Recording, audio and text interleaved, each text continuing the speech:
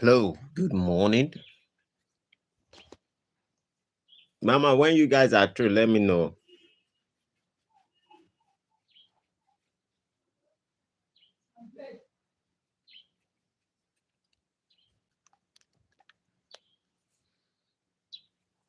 Good morning, everyone, and welcome to the Man of God, aka the Villain of Truth, aka the Black Panther of Nigeria.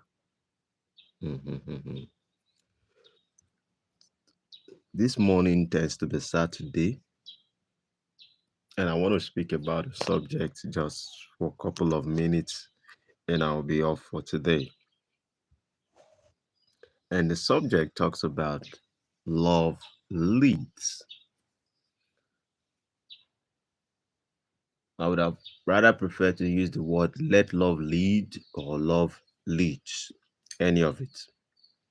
But before I proceed, I would just actually need to narrate a little bit of things that humans actually have the understanding of.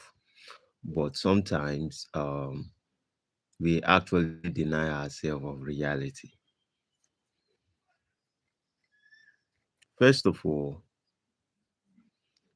in today's world, as today tends to be weekend, and one of the greatest challenge people are going to face, apart from the weekdays where people have been stressed, working and trying to find an ends meet to make sure they can provide for themselves. Saturday tends to be one of a resting day, a day where people have to relax, and for those who are family oriented, they chill out with their family, they chill out with their friends, they chill out with their community. But unfortunately, some of us do not have either family, some of us do not have either community or friends, or the people we can truly call our friends. And the reason is not because life has deprived us of these things, it is basically because we have some challenges in the idea of making choices of those who tends to be or who should be our friend. Basically, because some of us have been hurt in the past. Mama, are you talking to me? Okay. So, some of us, we have this experience in the past that was hurtful. And because of that, it has put us in a shell whereby we find it difficult to show love to others. In fact, to make a decision and we say we love people. And for you to make a decision and say that I love people, then it simply means that you have to trust to be able to love. You cannot love who you can't trust. And the idea of trusting people is, for me, knowing the capacity of the individual, not just putting blindly a trust on someone that you know they are not capable of handling such kind of trust. And before we proceed on this, while we proceed on it, because we already started, a lot of challenge that people face today is the concept that comes from too many people have what we call negative thoughts. The reason why a lot of people cannot move out and reach out to those that they truly say they love is basically because they are being captivated by negative thought. And the question will be, what are the causes of negative thoughts? What are the causes of negative thought? I will just simplify it in a very cool way that certain people will be able to digest. And which is the reason why we have negative thought is basically because Every lesson we learn in life comes as a result of pain. Every lessons we learn in life comes as a result of pain. And because pain is the only true lesson in life. Now, what do I mean by pain is the true lesson in life?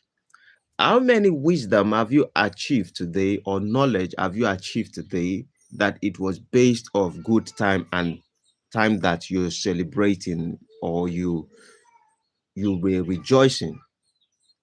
Look at those knowledge, part of your knowledge, compared to the knowledge that you have with the bad experience of your life. You will realize that the good things you have learned in life might not be up to 10%, but the negative things that have taught you a lot of things in life is more than 90%, if not almost 100. And happy time does not have anything to teach humans. Joy does not have much to teach us. Yes, they are good emotions. Yes, we want to be at the state of bliss.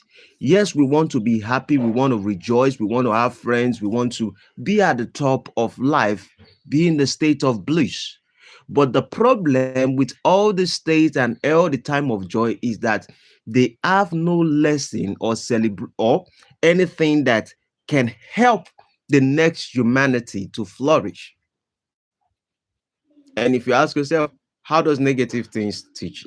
I think it will be absurd not for you not to understand the power of bad experience or pain in teaching. Because for us to be able to stay away from fire, for us to be able to stay away from heartbreak, for us to stay away from liar, it's basically because they've hurt us one way or the other. The things that has not hurt us in life, we do not stay away from those things. Tread lightly says professional yapper. Thank you. So everything that we've learned in life comes as a result of pain. In fact, our survival in life depends on knowing danger that exists. The survival of every human being since the time of our ancestors is for them to recognize danger, because if you do not recognize danger, you most likely will be eaten by the wolves, by the tiger, by the lions. You might be bitten by the snakes. And so a lot of us have this natural coping mechanism that has been inside our life since we were born, to learn to survive based off knowledge that we have learned through pain. So most people's survival depends on recognizing danger. And this is the reason why a lot of us doubt many things in our life. When we see a lot of people throw their hands to us and they say they want to be our friends, we are careful of those people, knowing fully well we can trust them, basically because those who we decided to trust in the past, majority of them have hurt us. Now there's a question that makes everything simple. Like I said earlier, our survival depends on recognizing and knowing danger. The problem with humans in today's world is we have learned to survive, but we have not learned to live. We have learned to survive and to have knowledge about evil, about pain. And so we stay away from anything that is going to affect us negatively. But the problem is, even when our life is not in danger, yet a lot of us are still living in a survival mode. We are not living our life.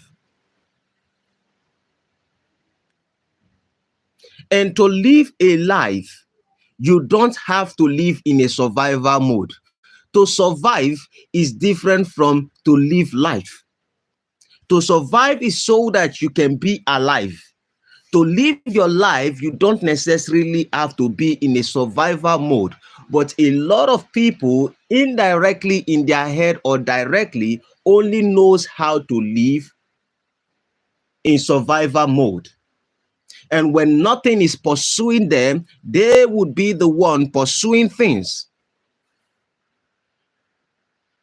If they are not pursuing things physically, they are mentally pursuing things, they are emotionally pursuing things, because they can't find a space in their heart to realize that it is not normal for you to naturally start staying in the state of survival, even when there are no problem around. And some of us think that is life. For us to always be in a survival mode, we think that is life. That is you living in a state of fear. That is you living in a state where you can't trust people. That is you living in a state where you cannot fully experience life when you are in a survival mode. Unfortunately, it's raining at this particular time, and I don't know if it's going to be bridging my network. And if it bridge my network, that means I wouldn't be able to continue this live maybe when the rain is over.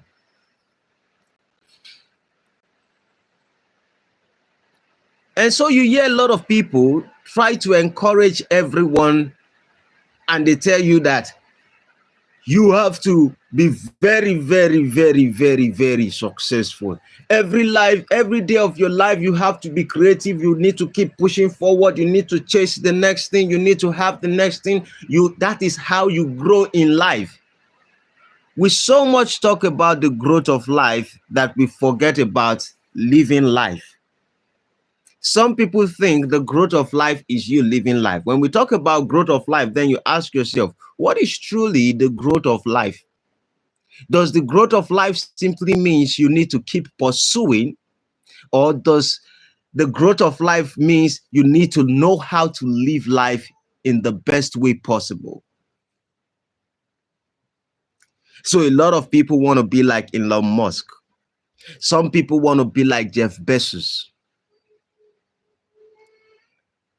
So sometimes a lot of people's life is meaningless, regardless of the fact that they have everything that they wanted in life. They are blessed financially. They are blessed in their family. They are blessed in everything. In fact, they have all the things that any human in their right senses, or any human who has been through a lot of trauma and pain in their life, what they will wish for themselves. But regardless of all these blessings, a lot of humans cannot still enjoy what has been given to them. And they still suffer regardless. Why? Because they have learned only to recognize danger and to live in a surviving mode. So they cannot trust friends, they cannot trust neighbor, they cannot trust community. They always take themselves out of society. They take themselves out. They are always very cautious of everything. And in their mind, some of them even misunderstand such things, and they think, oh, that's my integrity. And I always say this. There's nothing wrong being like Elon Musk. There's nothing wrong being like Jeff Bezos. The only thing about most of these people is that today, as we live our life, these same people would always tell us, like, it is not normal for you to live your life. The only way for you to live your life is to keep pursuing all kinds of things. And the question is, when do we start living our life? Because I will say this, it is a wasteful life when you keep pursuing things all the rest of your life and you never come at peace to even understand the purpose for your life, the purpose for the time at which you exist. And many people would never know the purpose why they exist, the time at which they exist. Why? They already have a pattern and a programming in their mind And that programming is to fit into the society saying that you have to keep working 247. And because you keep working and the society clap their hands for whatever achievement you constantly, renewally get, then that makes you a successful person. Now, I'm not saying all these things are not relevant. I'm saying, when would you live your life? Unfortunately, a lot of people never live life.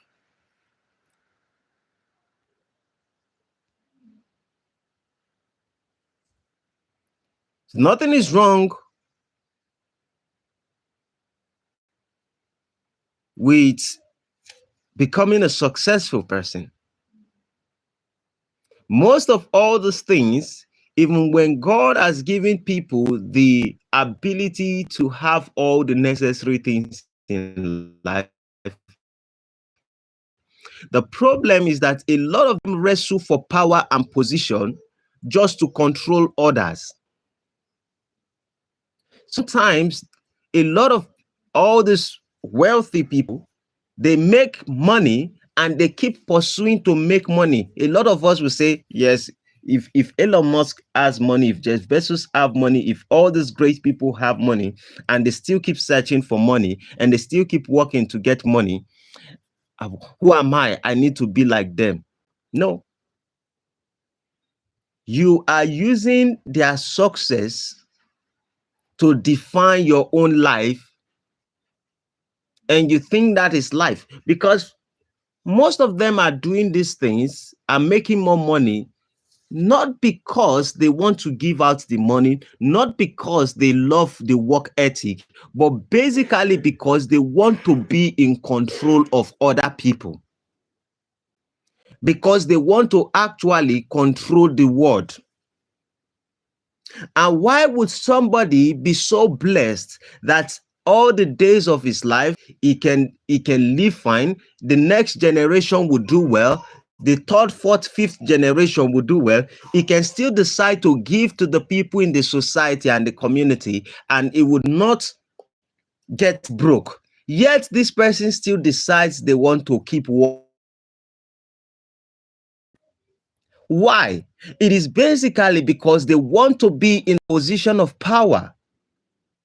And some of us do not see those things. And this is the reason why you see them participate in the idea of politics, in a sense that whoever tends to be the president, if we can turn the election to choose who we want with the influence of our money, we will be in control of that particular person, which is the president, and then we are going to be in control of the people.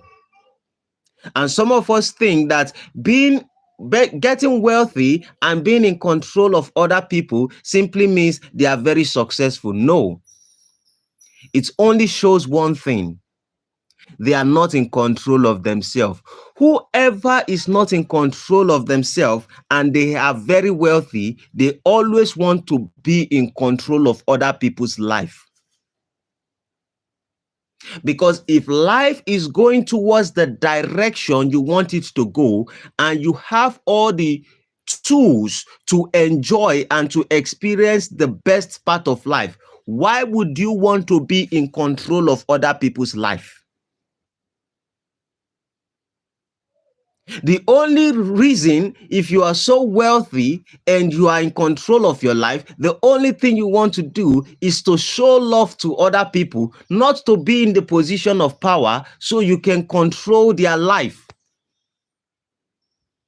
So some of us, we are picking up all this work ethic, saying we want to be like Jeff Bezos, like the Elon Musk, like this, like that, like Mark Zuckerberg, like every other thing we can imagine, thinking that it is about the financial success or the society acknowledgement that we have been successful, not knowing that these particular people, they are not interested in the money that much. They are interested in power. And in the position of them getting power, they want to control many people and they want to control many nations, because they can't control the peace of their mind, the peace of their own heart.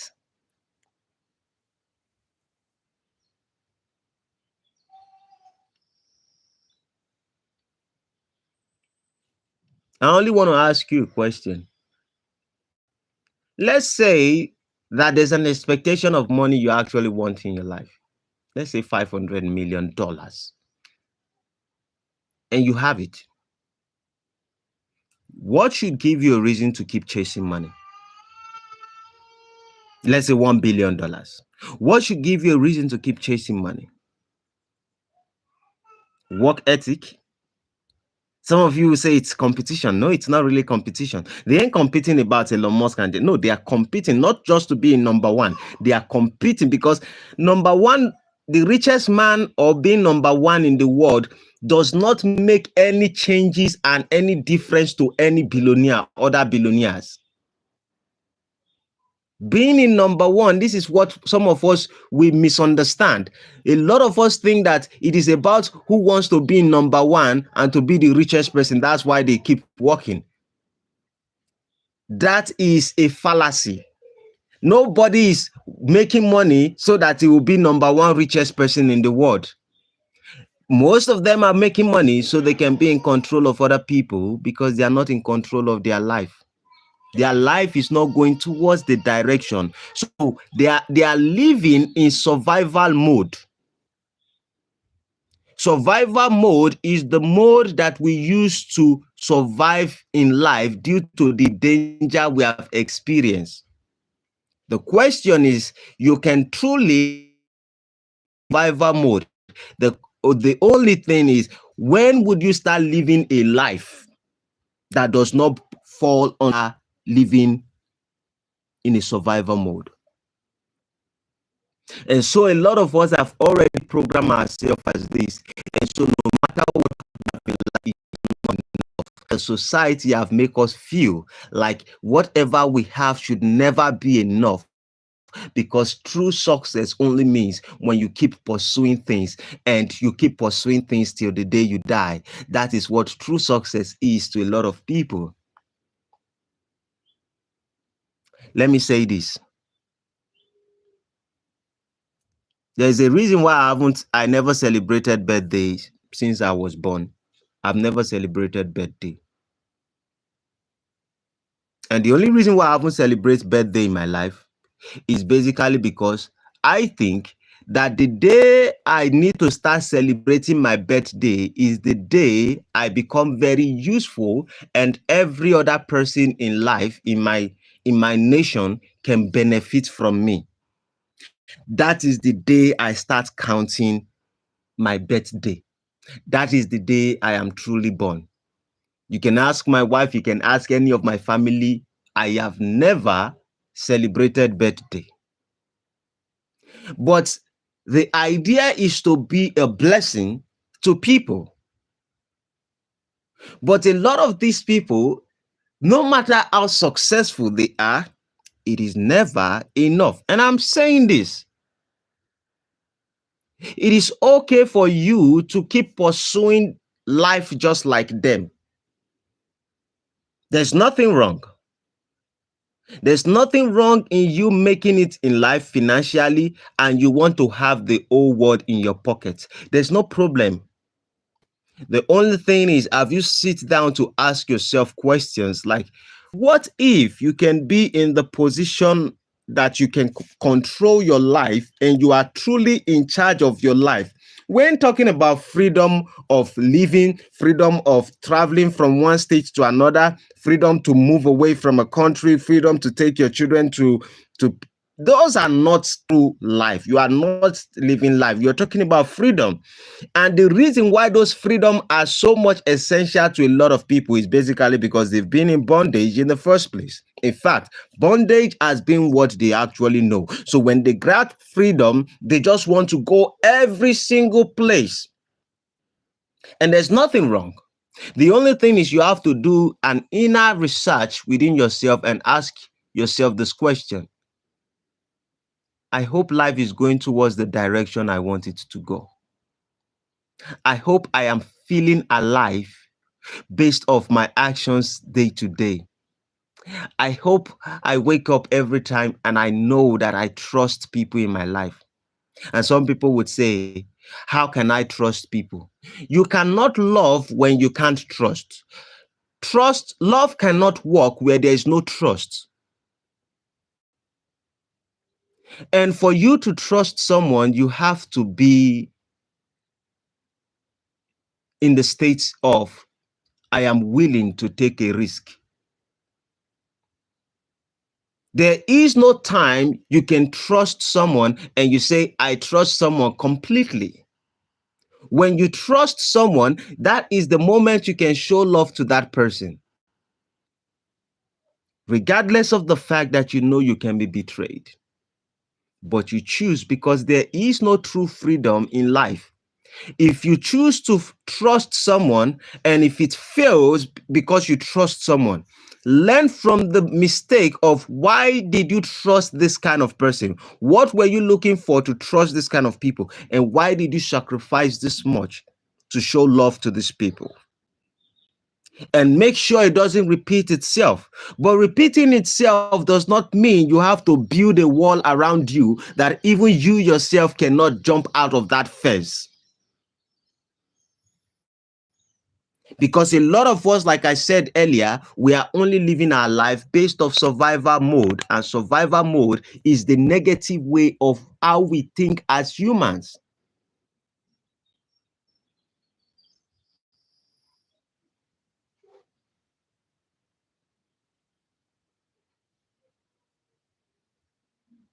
And most of the things we experience in today's society and the rest of it,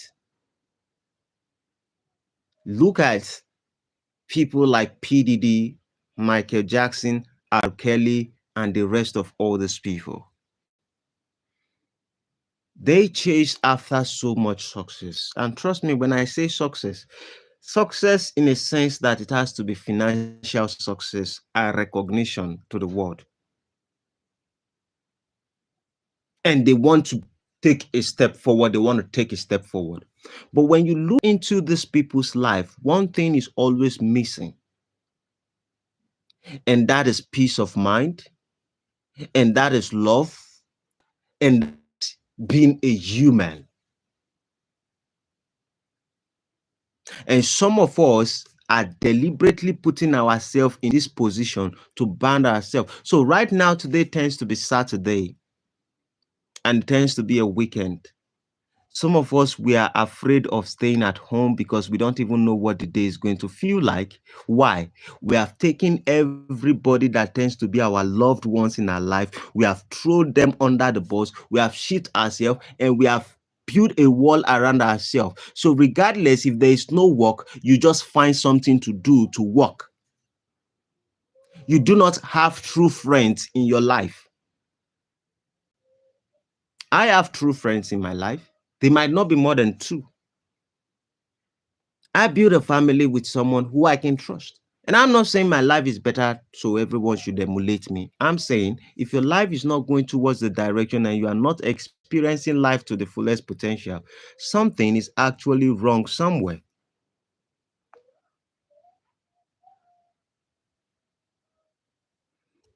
And I always tell people this, that the purpose of you living this life is for you to experience heaven on earth.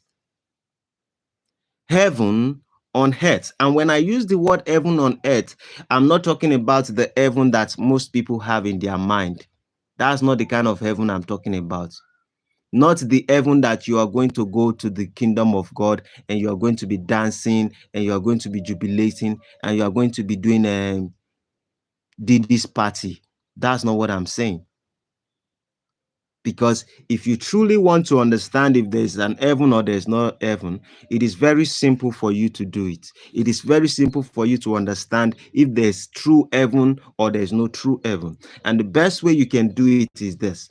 Just close your eyes at the moment and assume yourself that now you no more have eyes. So that means physically you cannot see. So if you don't have eyes, because when you die, you don't go to heaven with eyes. Because some people think that when they die, they will go to heaven with their eyes open. So assume right now that you close your eyes, you can't see anything. So when you die and you are under the 6 foot under the ground, your eyes will be gone. So the question is, how will you see God or disciples or angels or whatever? Then secondly, assume at this moment also that you do not have flesh again. Your eyes is gone and your flesh does not exist anymore. Then, thirdly, assume that your brain, every information you know in life, all your identity was what you were being informed since when you were little. They keep putting all this information inside of you, and then you have the idea, your perception, your viewpoints in life, all these things that you have. Now imagine that you do not have a brain. So you don't have a brain to think logically, because when you die and you are buried under the 6 feet under the ground, you are not going to heaven with your brain. You are not going with your flesh, and neither are you going with your eyes. So the question is this: if these three things cannot exist, what exists inside of you beyond those things? If you can know what exists beyond those things, then you truly understand what heaven is. But if you don't, you would never understand what heaven is. So pastors will keep extorting a lot of people or giving them fake perceptions about what heaven is. What you realize is that you are just an energy. And that energy is just a frequency that operates in this physical third dimension. But the state of bliss is for you to experience that energy, and knowing that every other thing that is affecting or happening in life is just a distraction. It's just like we all are actors and we are all acting in life. But sometimes it is important for us to go back to that energy where we truly come from, so we can see life for what it is, that life is not as serious as a lot of us take them to be. All the things we are doing in life are just dramatic. There is nobody that is existing on the surface of this earth that is not acting drama, that is not an actor. But if you can go back to that energy, that source of your life where you truly came from, you will realize that the energy truly is the heaven. But a lot of us have put ourselves in so much commotion that we think that going to the party or jubilating and getting ourselves drunk and taking a lot of drugs, that is experiencing ecstasy, that is what life is all about. And it's because we do not understand our creation as humans. You see, it is easy for us to look at the plant, and when we look at the plant, we'll say the source of the plant is from the ground, which is the roots, and the root, all of them came from a seed, and that's what makes plants what it is. Now, when you ask yourself as a human being, what is the plant of a human?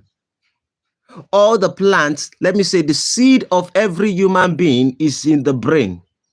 The brain is one of the first things that is being created in your body. And the brain is the seed. The problem, the difference between human being and plant is that plant's root or their seed is under the ground. Human seed is on top. So every part of your body you see right now, your leg, your hands, and every other thing, they are the extension of your brain, which is your seed. It is the seed of the knowledge. Because when your brain is faulty and one place, if your brain cannot communicate with your hand cannot perform right. If your brain cannot function well, your leg cannot function properly. Depends on the effect. If there's a wiring between your leg and your brain, if it is not working properly, your leg cannot work. If your brain is not functioning properly, your mouth cannot speak. So the brain tends to be the seed of every human being. The difference is that we are upside down and the tree is downside up. Every other part is the extension of a plant that flows outside. We human, all our seed is here, and every other thing is an extension. But the problem is this: we take this seed so serious and we take every other thing so serious, but we forgot that there's also something again that exists that makes it to be able to flourish. Just like the plant, every plant can simply grow because of there is what we call an atmosphere of life. And the atmosphere of life is the energy. Every other thing we do to the plant is to water it so that it can build itself and grow. But if there is no life, these things cannot grow. And that's the reason why in other planets, these things cannot exist. The only thing you have to ask yourself is, as a human, you have the energy of survival and life here. And if you have it, are you truly experiencing that energy that makes you conscious? Are you experiencing consciousness? Because if you are experiencing consciousness, you are going to enjoy your life. Regardless of the physical struggle, you can enjoy your time in life. But a lot of us cannot experience it. Why? We take everything too serious. Some of us today, we can't get married to people, we can't love people, all thanks to our brain, all thanks to us taking our life too serious and saying that, oh, we can't trust people. If you can't trust anyone, how can you trust you? You can't even trust yourself. And I know when I say it, a lot of people say, how does that make sense? If I can't trust anyone, I can't trust myself. Yes. You can't trust yourself because if you understand your limitations, you know you're good, you know you're bad, you know what you're capable of doing, you truly have studied your life and you know exactly who you are, then you will realize that to love somebody else and to trust somebody else is not actually difficult. The only thing is that you are going to be looking at the suitable kind of person for you.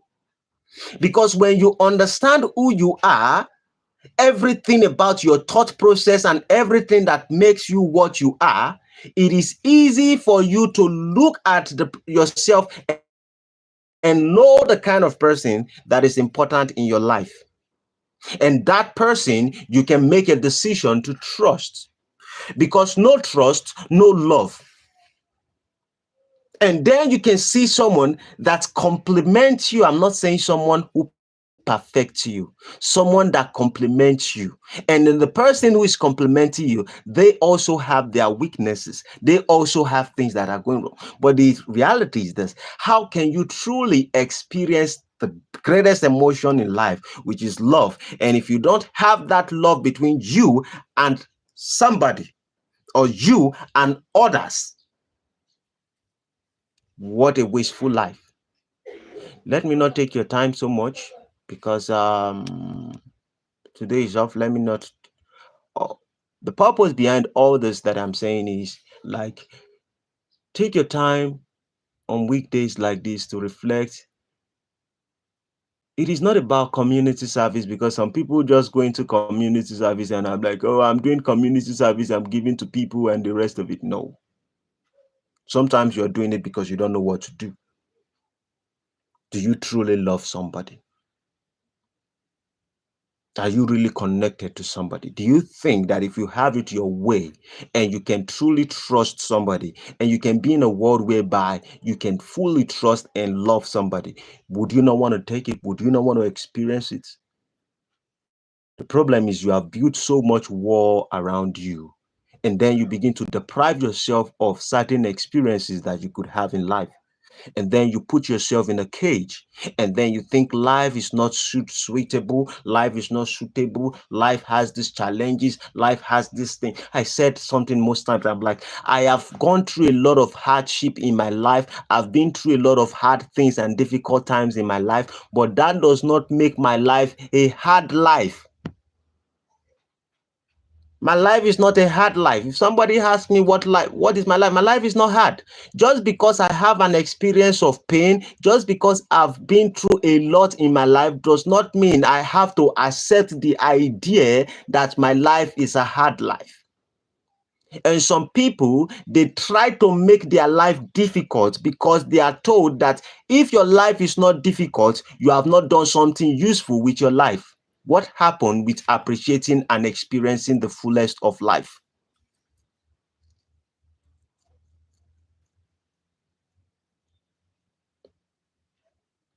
And so you are a failure if you truly know how to enjoy and experience life, knowing fully well that everything that has to do with life does not necessarily mean that you have to copy everybody, you have to compete with everybody. I always tell people this, that some of the best way for you to win in life in certain competition is not to compete.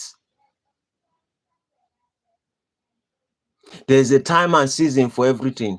Do you even know the time when you shouldn't compete with anyone? A lot of us have put our mind and our life in a state of competition every single time. We just want to compete. We just want to win. We just want to win. We just want to win. The question is this: what are you winning for? You think the only thing is this: how do you, most of us, truly know that we actually win in life? Most of us know we win in life because other people clap for us, not because we actually truly wanted to win. Let me not take your time. Let me not take your time because a lot of people will have some things they want to listen to, and they have some ways they want to enjoy their life, or they have other things they want to do today that tends to be Saturday. So with that being said, I hope to talk to you guys tomorrow. I'm going to be discussing about Pastor E.A. Adeboye. I started the conversation yesterday. Please, if you haven't watched it, make sure you go back and watch it. I did an episode 1 on Pastor E.A. Adeboye. Tomorrow I'm going to continue it. Oh, Samuel Yekwere, thanks for joining.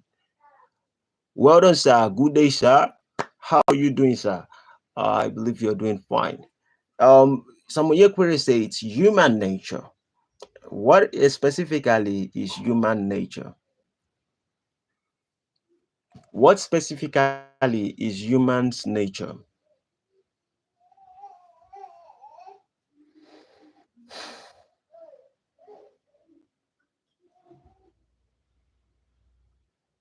Because earlier I spoke about, when we started the conversation earlier, I spoke about the idea of most of the knowledge human beings have is based of the negative things that have happened in our life. You said conquest. Most of the things that have happened in our life in the past, through our fathers, through our great grandfathers, our ancestors, all our ancestors in the past, everything, they needed to learn more with the negative things, simply because when you experience something negative, it's like you need to have that negative mentality in your head so that you could survive. That is the purpose of the negative mind, so that you can always survive. But right now, we have built a society where you do not necessarily have to hold on to negative things. But humans in today's world, we are fully still pick up on thinking about the negative things and glorifying the things that are negative. And I'm saying that we need to have the ability to free ourselves from all these things. And if we can't free ourselves from all this struggle, we might not be able to experience life, because there's a difference between you trying to survive and there's a difference between you living a life. The problem is that a lot of us only know how to survive in life. We have not learned to live life. Even when nothing is pursuing us, we are pursuing something. Is it a normal, is it a human nature? It is not a human nature. It is a programming and a pattern. It is a programming and a pattern. The society tells us that we have to succeed regardless of the blessings you have, regardless of whatever is going on in your life. You just have to keep pushing, keep getting this, doing all this kind of stuff, keep making more money, keep inventing, keep growing, keep doing this. And I'm like, when do we start living? Because all these things are only good for the society. All these things are only good because the society expects us to do them. The question is, when do we start living as human? Look at all the great people who have been wealthy. You want to talk about Michael Jackson, you want to talk about Puff Daddy, you want to talk about R. Kelly, you want to talk about all these things. You cannot keep chasing the things that has to do in the third dimension, which is materialistic things, and we keep pursuing these things constantly, and you think that you are not going to fall into the temptation of doing much of evil.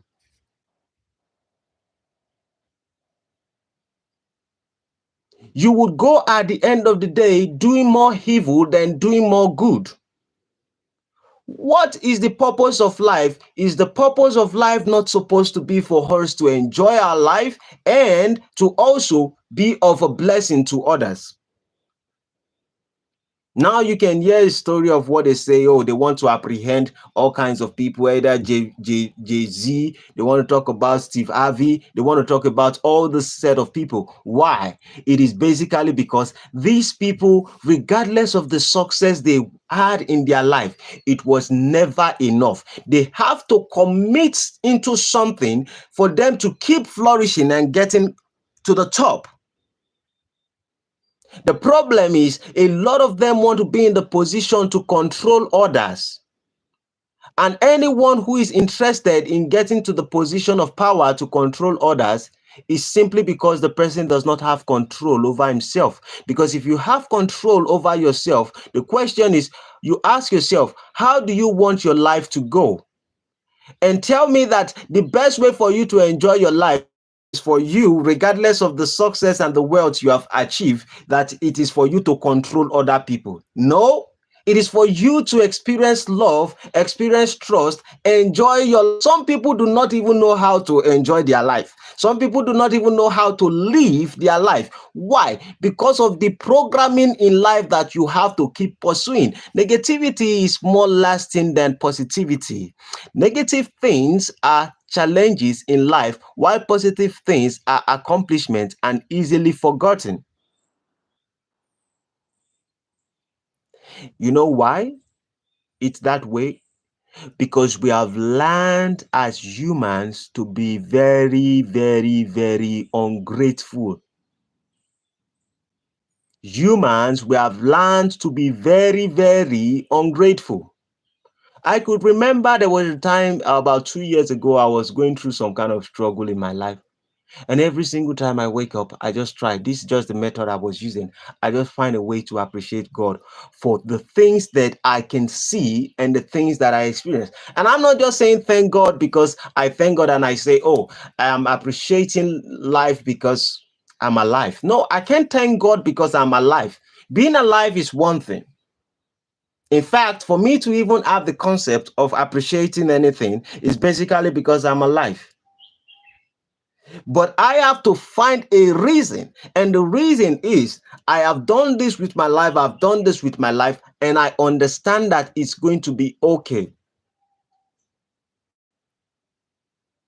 Humans, we have forgotten how to be grateful and how to be thankful and how to look back at the journey where we have been coming from and where we have found ourselves. So we are looking for the next thing to pursue in life because we want to be applauded by the society.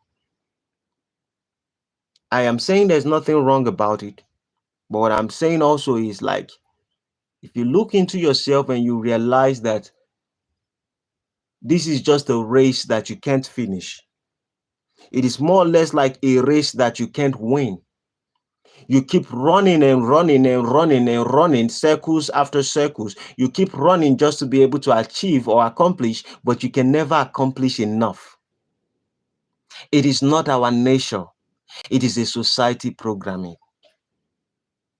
And when we accept certain things to be our nature, that is the reason why we do not resist why our life is miserable. We think that miserability is part of our nature. No wonder you hear a lot of people today, they will tell you that it is not necessary for me to love anyone. Why? It is a society programming. When I hear some ladies will say that men have always been oppressing them in the past. And I'm like, can you say the part of history that men were oppressing women? Tell me what time in history that men were truly oppressing women.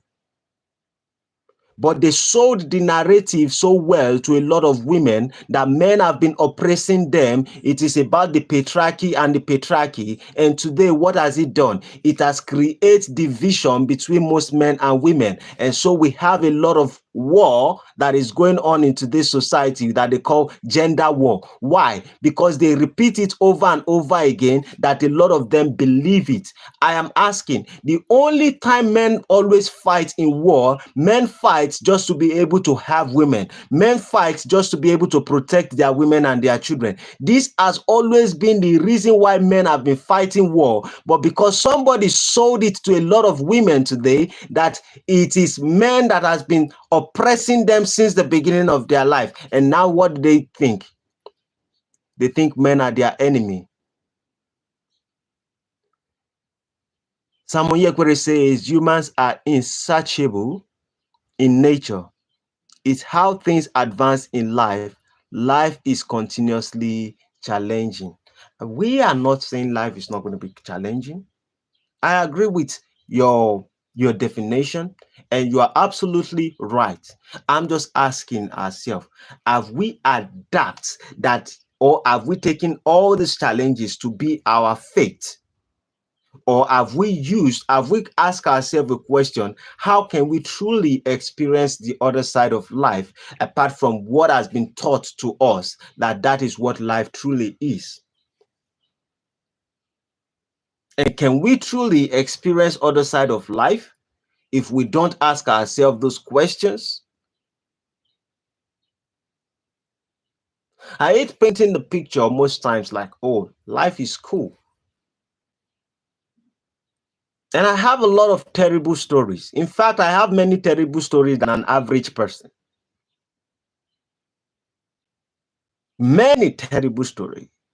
You want to talk about bully? You want to talk about losing it all? You want to talk about walking around not knowing what to do? You want to talk about sleeping on a dustbin? You want to talk about house being burnt? You want to be talk about heart broken? You want to talk about property taken from you? You want to talk about all these things that I've experienced, and I never experienced them just once. I experienced them over and over again. But the choice, the state of mind I put myself in today's life, I have learned through all those negative things and I picked the lesson in it. And the problem is not to hold on to those particular past that are painful, but to just pick up the lesson and use it to my own advantage in today's life. Too many people hold on to the things in the past, and that is the reason why they can't experience any good thing in life. And I'm saying it is possible for us to experience it if we decide to let go of the difficult things or the painful things that have happened in the past. And that's just the bone of contention. It is possible. Let us not think that because the society says it, just because the society says it doesn't make it true. Just because society repeats something over and over does not make it true. The reason is there's a lot of people want to be applauded in the society. A lot of people wants to be like, oh, I am a good citizen in the society. Everybody wants to be like, whatever the society have built, I want to be part of it, so the society will recognize me. Have you asked yourself a question? When you came to life, you were not having the mentality of the society. When you die, the society is still going to exist and they are still going to live their life. The question is this: are you experiencing a life beyond just the society programming and the society pattern and the society belief? In life, there's going to be challenges. Nobody is saying there's not going to be challenges. But the dogs, even dogs, all animals know when to rejoice, know when to play, know when to hunt, knows all these things, know when to feel comfortable, know how to experience other things in life. Humans find it difficult to know how to do these things. Why? Just because we think it is a human nature for us to go through all these things and hold on to it. Samuel Yekwere says, let me read this last one. It says, life is like a clock. You have to keep up inventing. We are on social media talking right now because of human drive to achieve. Yes, life is like a clock. You have to keep up inventing. Growth is a constant thing. I am saying that when growth begins to take your joy away from you, is that a life?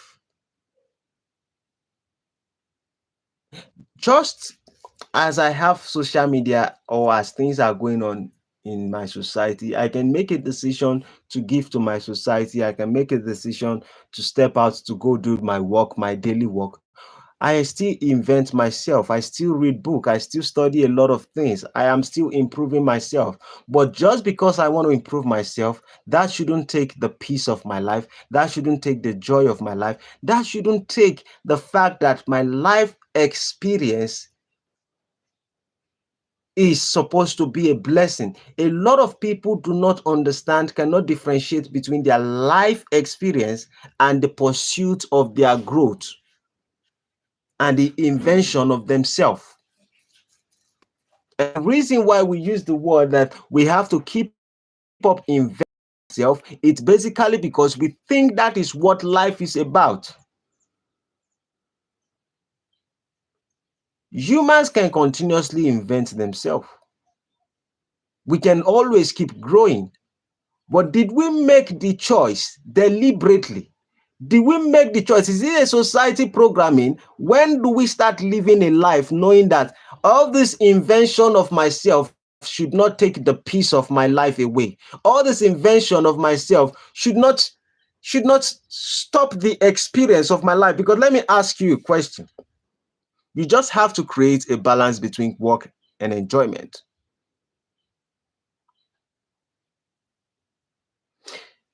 It makes sense. You just have to create balance between work and enjoyment. I'm not specifically talking about enjoyment, but for the sake of argument, I would say maybe. Because for you to truly enjoy yourself, it is not about the celebration.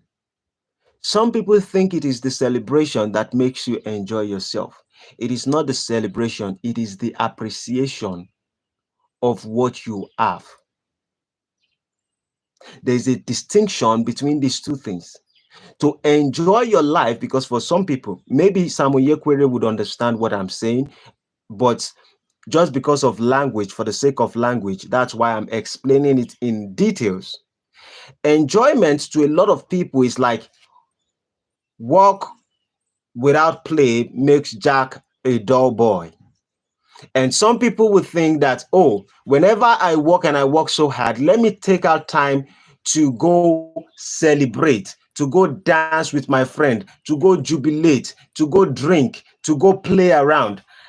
That is enjoyment. But there's a different experience apart from enjoyment, because all these ones are celebration. I'm saying, are you appreciating your existence? And what I mean by appreciating your existence is to understand that you achieved these things, you are successful, and you have been blessed with certain things in your life. One is good health, one is your intellect, one is your wife, one is your children. All these things are the real blessing, because at the end of your life, at the end of every older person in life, when they are getting to their deathbed, there's one thing they constantly always talk about. They talk about the relationship they've built They don't talk about the invention of the things that they make.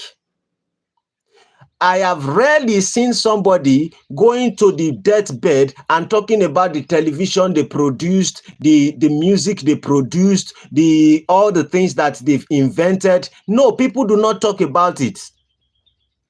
People mostly focus on the relationship they've built, to the hearts of the people they've broken, to the wife that they choose that they love, to the children that would exist or flourish to the next generation after them.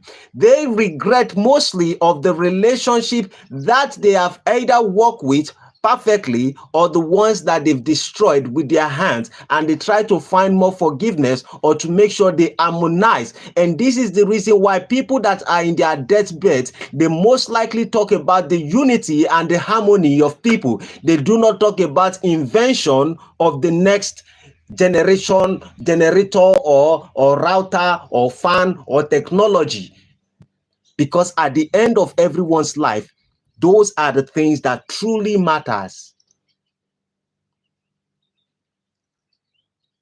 Trust me, Elon Musk, when he's on his deathbed and he wants to die and his children are there, he wouldn't talk about Tesla. He wouldn't be telling them that when I created Tesla and I did the rocket, see as it went walla walla walla walla walla and it went to the moon and it came back to no. He will talk about his children, how they can always unify themselves, how they can always harmonize themselves, how they can always live in one piece, because at the end of the day, your relationship with people is the basics of everyone's life. If you miss it, you've missed it.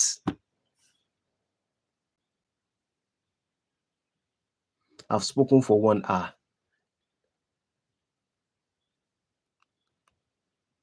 But I appreciate your insight, Samuel Yekwere. There was a time you wrote on the platform when I was discussing about a particular man. What did they call his name? Uncle Rudy, and you were asking a question. It was unfortunate I didn't see the question because I set my message in something. But now I've decided that every of my message, I'm going to put all the message so I can see them. So I'm sorry for that day when you were sending message and I wasn't reading it. And I saw it when after I uploaded it, then I realized that you were sending me a message. But I didn't get your point at that particular time. But I think Rusty kind of explained what your points were about the Nigeria and the whole thing. But with that being said, anytime, maybe next time when we speak about those subjects, we can also touch on it. I appreciate your insight, and thank you everyone for joining me at this moment. Most likely I might be live today, but I think there's a UFC fight, and whenever there's events that is going to be coming up, then most things that you post will not be going viral. So with that being said, tomorrow tends to be Sunday. I'll be having a conversation on Pastor E.A. Adeboye, and I raised a lot of questions in the conversation with Pastor E.A. Adeboye, and I will speak about it 8 a.m. tomorrow, African time or Nigerian time. So please, if you haven't subscribed, make sure you do subscribe to the channel, like and share. Hope to see you all later. Um, okay, you wrote something. You says the unknown takes hard work. One thing is to appreciate, but you can't stop moving forward. True. What do you think about Bola Tinubu going to London for vacation this time? Her. In the idea of our president in Nigeria, I decided not to have opinion on these people. I would have my own opinion, but I decided not to think about them that much. The reason is basically because it is always obvious that the problem of Nigeria is that we are greedy as people. I don't like looking at the politicians. I love looking at the people themselves. The people themselves are the problem. And if the people are not the problem, how can we have a president? The president came from the society that we have built. The Nigerian problem is that we are creative, we are intelligent, we know how to do this and know how to do that, but we are greedy as people and very selfish. And it's reflecting itself in the life of our leaders. Well, there's nothing impossible when it comes to the idea of Nigeria. Since the beginning, when they wanted to select Bola Ahmed Tinubu, I'm a Yoruba guy. I'm from Yoruba. I'm a Yoruba tribe guy. But since the time Bola Ahmed Tinubu said he wants to be president, I stayed against it. I was rooting for Peter Obi. It was shocking that Bola Ahmed Tinubu won the election. Maybe they say the election is being rigged or the rest of it, but at least certain individuals voted, and there are many. At least about 30 to 40% of Nigerians voted for Bola Ahmed Tinubu. And the question is this: when are we going to see things past tribe? And if the president, we know that he's incompetent in many things because his incompetency is legendary, in the idea that he became the president and the country suffer more than they've ever suffered. And so if he decides we were going through hardship, the same president make a decision to buy a private jet, and the fuel prices are going up, and this man decided to buy private jets. So what is vacation? Vacation is nothing compared to Muhammadu Buhari. When Buhari was the president, how many countries was Buhari going? Buhari did worse than Bola Ahmed Tinubu, if maybe,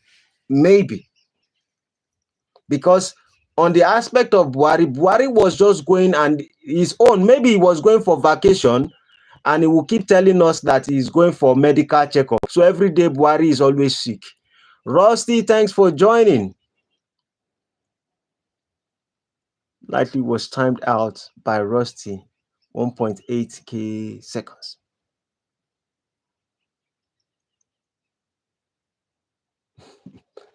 So the president of Nigeria is the reflections of the Nigerians. Samuel Ekwere says that, don't mean to time him out. Okay.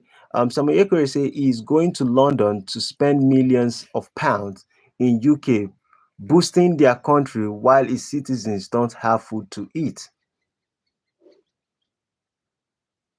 That's exactly what I was saying. Nigerians we are greedy. We are greedy. I see it every day and night, how we take advantage of each other. You see, we cannot be free in this nation until we change our mentality as Nigerians to know that we are suffering from the mentality syndrome and idolizing that everything has to do with us and ourselves alone, not understanding that we need to learn as people to share. Yes, the world might see our talent, the world might see our creativity, the world might see all kinds of things, but our greed is too much. And so, if a president is doing this, it is a reflection of us. Some of us are always thinking that if the president is doing it, it is the reflection of the leaders of Nigeria. No, it is not the reflection of the leaders of Nigeria. It is a reflection of the people of Nigeria. How many people in Nigeria make money and they travel out of the country to go do vacation and they enjoy their life and do all those kind of things, knowing that they could use the same money to help the motherless babies home, or do something to support the nation, or to do something to support their community? Most Nigerians, once they make money, they want to tour the whole world, and they know the condition of their country. People like Tony Elumelu, These people does that every single time. The same millions you are going to the UK, to the London, to the US and all these countries to go spend the money. Why not use that same money and say, okay, let me take this time to give back to my people. In fact, maybe I should educate some of them. Maybe I should give some of them tools for them to be able to work, because it is our nation. And what tends to be our nation, we shouldn't be running away from it. Our nation is going through a lot of challenges. The question is that whenever people become very successful in Nigeria, most of them, instead of them to find a way to give back, and when I talk about give back, I'm not talking about just giving people finances. I'm talking about educating people. I'm saying giving them job opportunities. I'm saying investing in some of the agriculture, some of the things that are happening within the country. I am doing it. That's why I'm talking about it. I have every right. I have every resources. I'm not that too rich, but at least I have the resources to say that I can move to any country of my choice. Any country of my choice, I have the resources to go to that country. But I know the community where I find myself. And because I understand the community that I find myself, a lot of them need work. I actually have a barbing salon, and the reason why I opened that barbing salon currently was basically so that they can teach some of the boys that are in the community to learn how to barb. Because if they have good handwork and they know how to barb and cut hair and make money, majority of them would not steal. Most of them will not become armed robber. Most of them will not become cultists. But I am doing it in the little way that I can. But most people in Nigeria, when they make money, everybody goes out of the country. And then how can we hold our president responsible for doing the same thing? And Sam, Rusty says, Sam, what do you think about him coming to London for vacation this time? Seems like you have an opinion about it. Okay, before you answer, I am from London, so watch. Oh. Samoyekwe say other countries build resorts in their countries for their presidents to go on vacation. That's different. Every citizen has the right to spend their money whichever way, but spending public funds.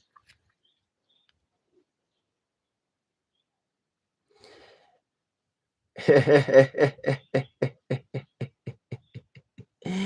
see, this is what I call excusez-moi. This is what I call excusez-moi.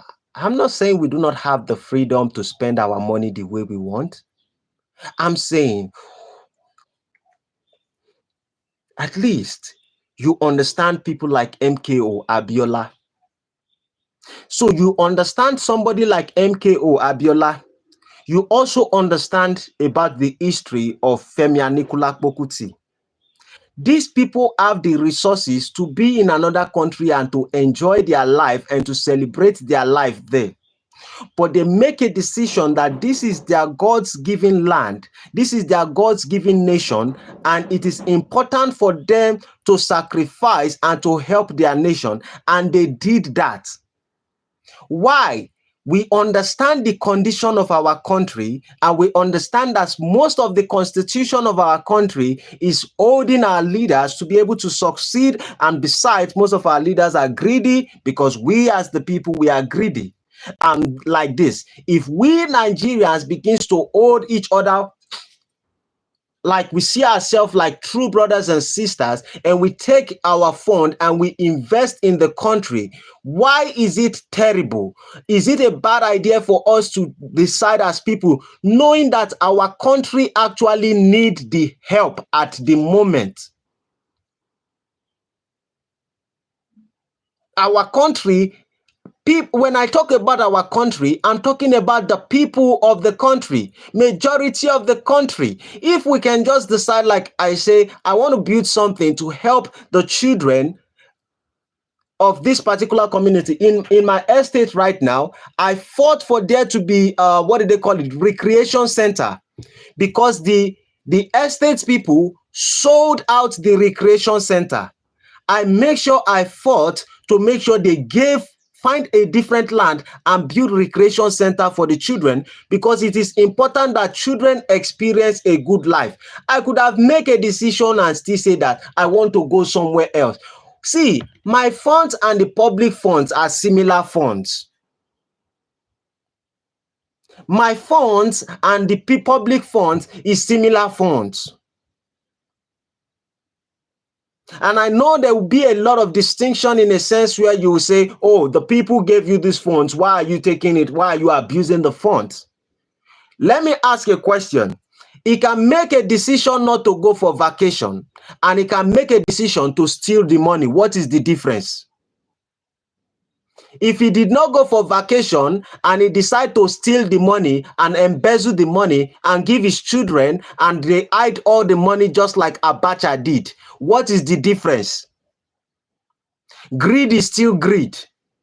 The only thing is this: we are only building a sense of complaining about our nation. We have mastered the ability to complain about our nation rather than doing things about our nation. What are we doing as people to help our nation?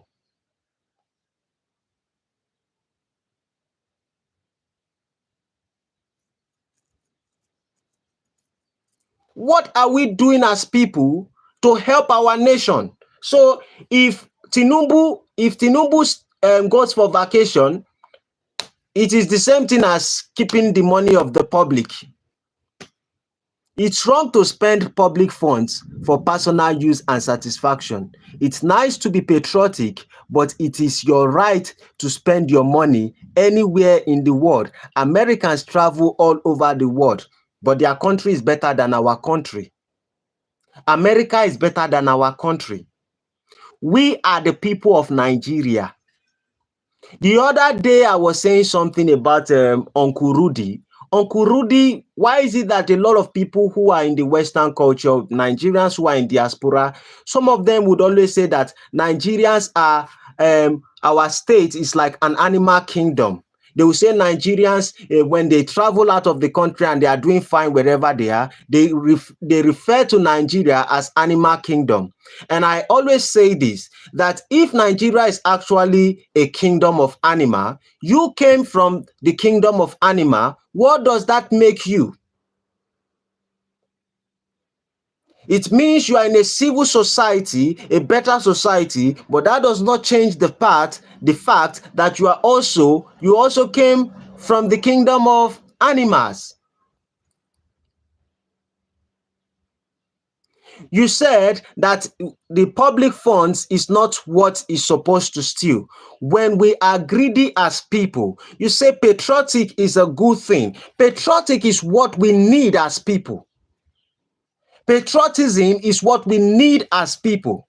Nigeria need patriotism. Anyone who is not being patriotic to Nigeria and they can do successful with their life and they can enjoy. I'm not saying you shouldn't enjoy your life. I'm saying that when you understand your country and you understand your community and you decide to neglect everything because you think it is not your responsibility, then you shouldn't blame the government for doing the same thing.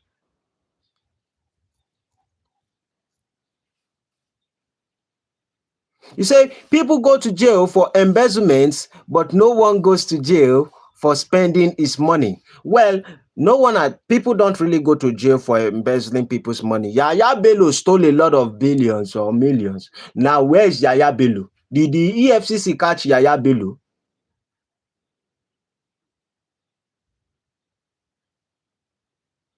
Did the EFCC catch Yaya Bello? They did not catch Yaya Bello. Why? He could have given them something. How many people in Nigeria are stolen from the country? Countless of people have stolen from Nigeria. And they are living free. You see, one of the things I have realized, I went on live and I study a lot of things about live streaming and YouTube space and the rest of it. I realized that the people who have many opinions about Nigeria are mostly the Nigerians that are in diaspora. And I'm not specifically talking about you because most times I've seen you, Samuel Query, on many channels also, and I understand that in most of all these things, you try to throw questions just to make people think. You like intelligent conversation. I'm not specifically talking to you, but I'm like, when you see a lot of Nigerians in diaspora, they have too many opinions about the country. They have too many things to criticize Nigeria for, but they would go out of the country and decide not to come back to Nigeria. Yet they will keep giving all kinds of opinion about why the country is not good. I'm like, if something is not good and it is your country, what are you supposed to do? Are you not supposed to be part of the patriotism to make sure that your country gets better? All of them would start talking. The Nigeria is a zoo. The Nigeria is this. The president is bad. The leadership is this. Let them keep playing. Nigeria are unserious people. They don't go to this. They don't go to that. And most of you are professionals in most of the people I'm talking about are professionals in another place. Why are they not taking their skills and try to implement some of it, or try to use out of what they have and say that this is my country? I do not understand and I cannot comprehend it, that my nation will be suffering and I can make some money and I put my nation and I'm like, I don't care about my nation. The responsibility is in the president's hand. The responsibility of the nation is in our hand as Nigerians, not just in the hand of the leader. There is a clear distinction between public and personal funds. People can steal public funds, but no one can steal his money.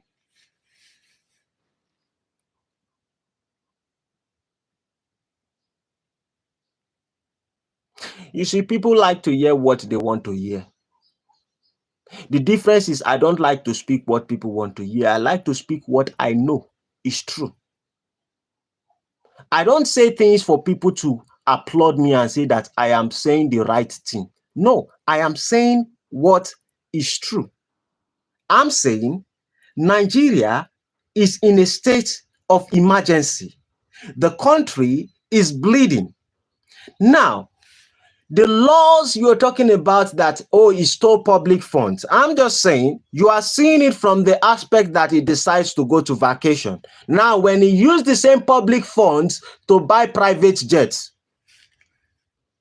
he can make a decision to misuse the money. And when he bought private jets, was it not for his personal use? It is the president's money. Is it not for his personal use? It is for his personal use. Did Tinubu buy private jet and he says, me, I should come and enter the private jet?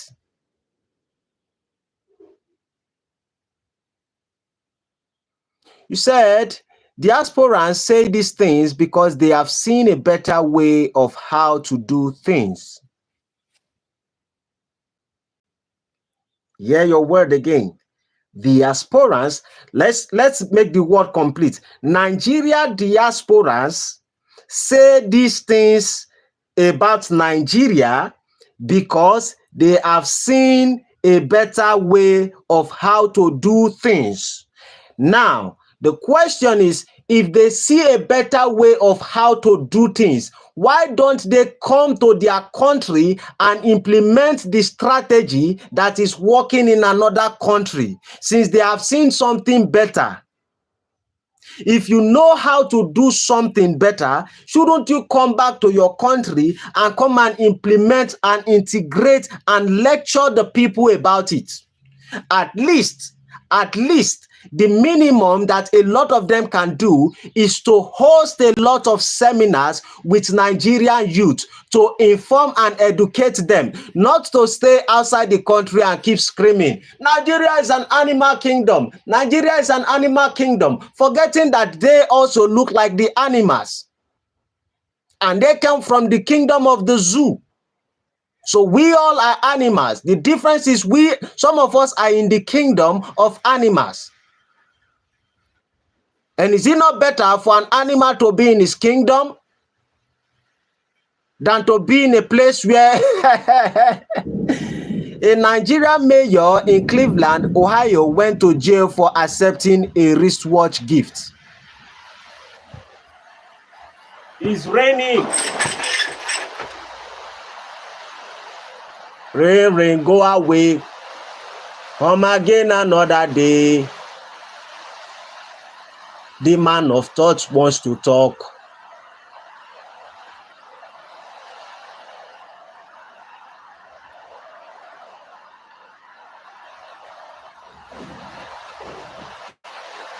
He might go to jail.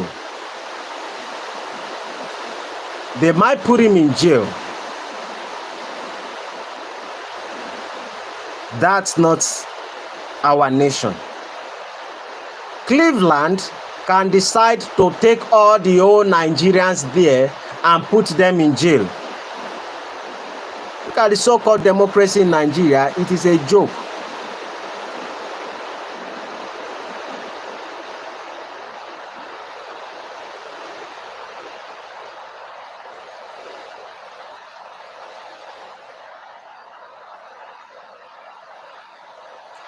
Look at the so-called democracy in Nigeria. It is a joke. This is the thing that baffles me, and this is exactly what I was talking about. I am in Nigeria. I would say our Nigerian democracy has a lot of issues.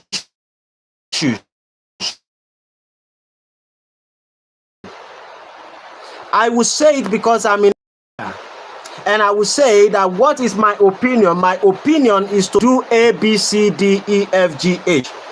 The question is, what do you think, Samoye Query? Let me now throw it to you. You say the democracy of Nigeria, it is a joke. I'm now saying, what do you think that Nigerians can implement to make the country move forward?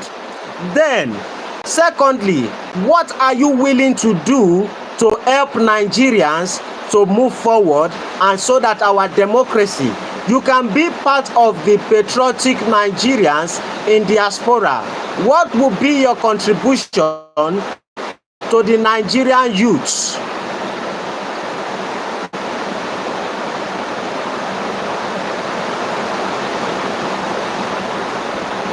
Because we can keep complaining and complaining and it's not going to change anything. Nigerians can complain and complain and nothing will change. You can say the democracy is a joke, whatever. Maybe it's a joke or it's not a joke. I am saying that what are we doing to help our people? Enough of the insults of Nigeria. We have our challenges. We are picking the wrong leaders. What are the incentives from the people who know it better than an average Nigeria? What are you doing to increase the consciousness of an average Nigeria so that they can make the right choice in choosing the right leader?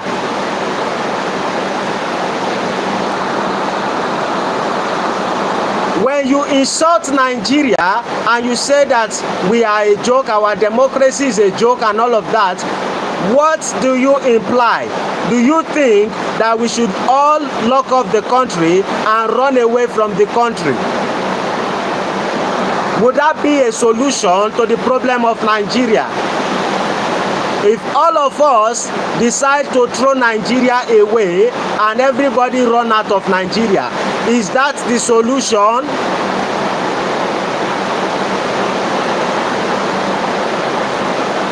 It applies to all citizens in America. President Trump has been found guilty, awaiting punishments. Nigeria is dead poor, but spent 90 billion naira for Hajj. Very appalling. I'm saying, or appalling. I am saying, and I'm still saying it again. Do you think, what is the solution to Nigeria's problem? Do you think all of us should walk away from Nigeria? Is that going to fix the problem of the country?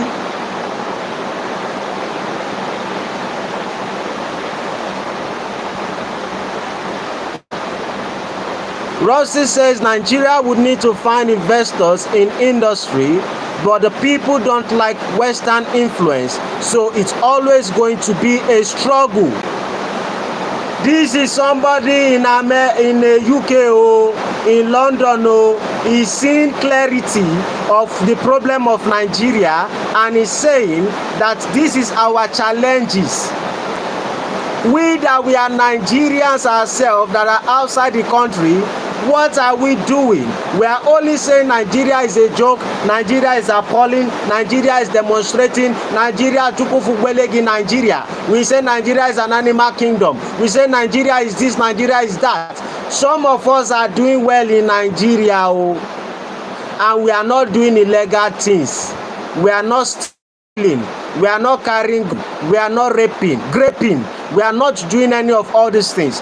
We believe that there's a possibility for the country to work out fine. The question is, for those who are complaining about Nigeria, who are in diaspora, who have seen things better than Nigerians, what are you doing to contribute to Nigeria? And do you think that the solution to Nigeria is for everybody to run away from Nigeria?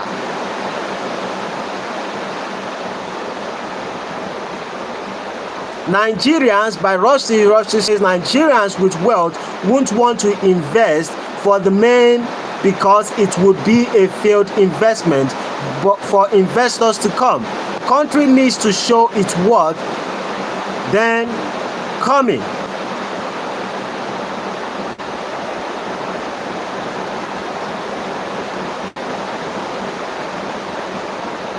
Apart from Nigeria democracy being a joke, apart from Nigeria being a country that is not serious, I am only asking a question. What is the solution?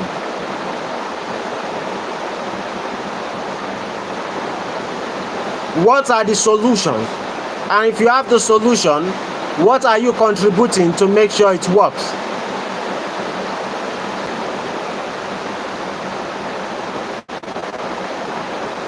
I am not as wealthy as a lot of people that are in the diaspora, but I can say this: if I was in the diaspora, which I love my country so much, I don't see any interest of going to any other country except I want to go for tourism.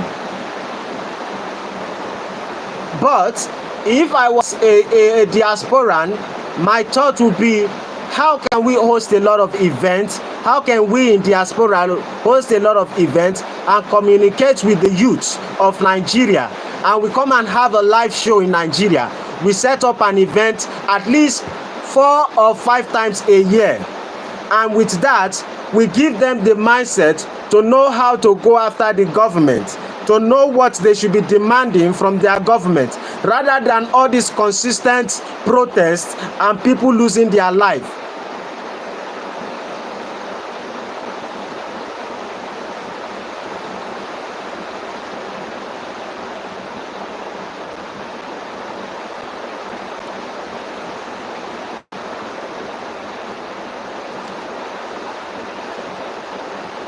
Samoye Kwere says, you can only change a country from the inside. You cannot change it from outside. I will repeat it again. You can only change a country from inside. You cannot change it from outside. So if it is true that we cannot change the country from outside, we can only change it from inside. Why are a lot of Nigerians going outside the country and complaining about the country when they should be part of the country so we can change it from inside?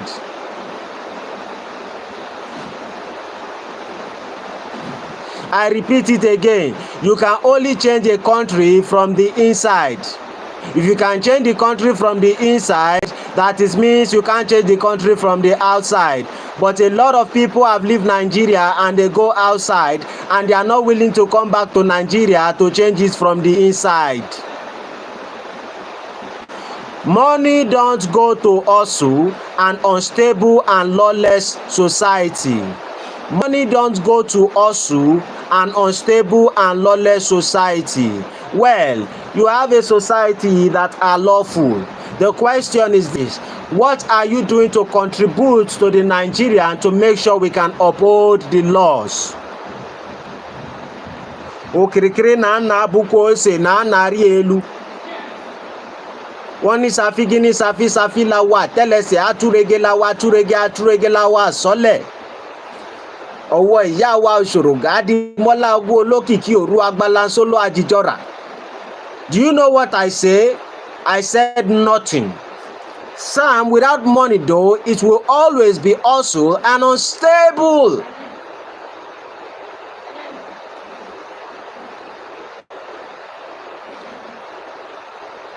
People invest their money in a secure and safe. Nigeria needs to change the embezzlement culture. Now, your statement here, you said you can only change a country from the inside. I'm saying, can you be outside? Because remember, you said that Tinubu is outside the country doing vacation. So if he's outside the country doing vacation, that means he cannot help Nigeria from outside. So most Nigerians that are outside the country, you said you can only change a country from the inside. If you care about your nation, why are you outside the countries? And I'm not specifically directing it to you. I'm not directing it to you. I'm saying for the majority of Nigerians who are outside the country, if they understand that the best way to change the country is from inside, why are they not coming inside the country so they can make the change?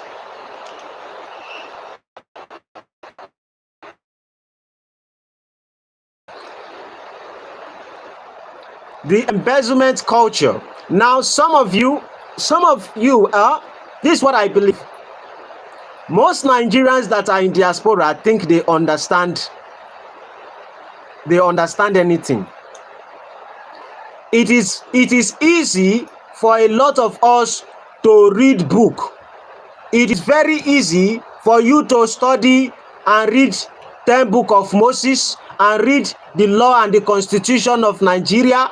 But when it comes to the idea of implementing it, which it needs your physical presence, most people would not show up in Nigeria, but they will be complaining. Now, let me ask you a question. How many Nigerians are actually in the political system in the UK, in the US, and in the Europe? Most of the people, Nigerians in diaspora, are only looking at the system of other countries that have worked perfectly for them. They do not understand the constitution or how they implemented it or how they make a change in their country, but they have a lot of opinions about Nigeria. And when it comes to the idea of them coming to Nigeria and implement all those, the theory of the big grammar they are speaking, now it becomes impossible. They would not come to Nigeria. A US or a UK president or prime minister won't go abroad for vacation with public funds. Why are you only talking about public funds? I'm talking about the idea of the ones in diaspora who actually have the knowledge to fix Nigeria, because the opinions of these people are too much. If the opinion of Nigerians in diaspora are excessive, why not come to Nigeria, be part of the law, be part of the political system, be part of all these things, and let us make a change. Let us make a change. Won't you be proud of Nigeria if Nigeria gets better? The question is, are you willing to do the work? If Nigeria become one of the blessed countries in the world, won't you people come back to Nigeria? Most of you will come back to Nigeria. If the economy of Nigeria is functioning properly, if there is security in Nigeria, if everything is working perfectly in Nigeria, majority of Nigerians in diaspora will come back to Nigeria. But when Nigeria is facing the challenge, a lot of them are running out of the country. What does that say about the Nigerian spirit?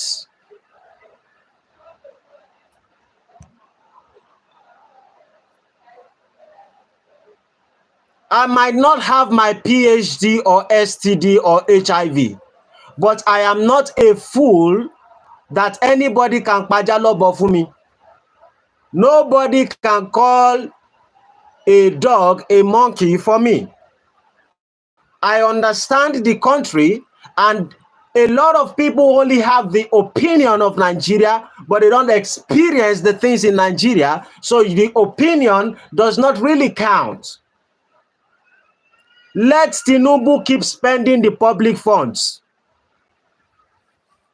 so that a lot of diaspora will always have something to talk about. Why Nigeria is terrible and why Nigeria is bad. Let him keep spending the public fund.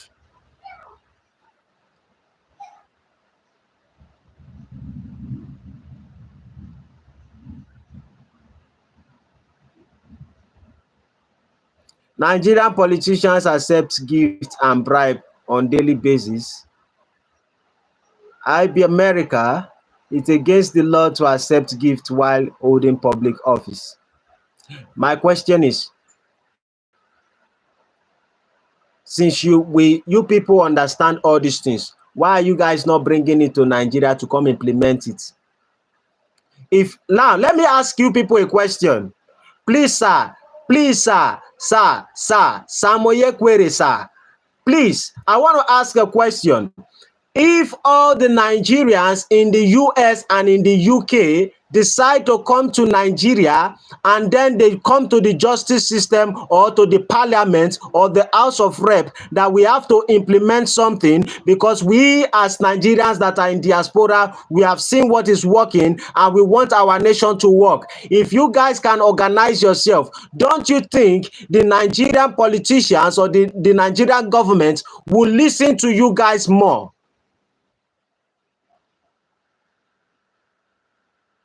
The question is, what sacrifice are you guys making?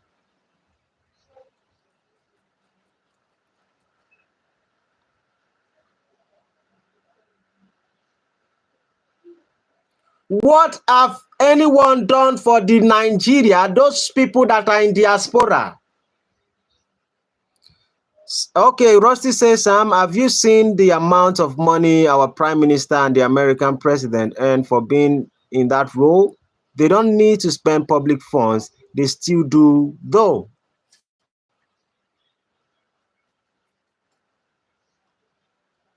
Tinubu will spend public funds. Let him keep spending. It is his time. He said something when he said, "Emilokon, it is my time to enjoy, for me to be a leader."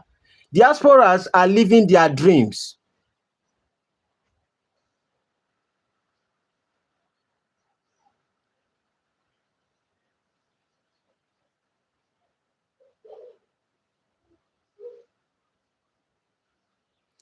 Diasporans are living their dreams. May their dreams not become a nightmare. Nigeria diasporas are living their dreams.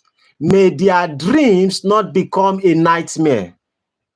Now you said again that diasporans send $20 billion yearly.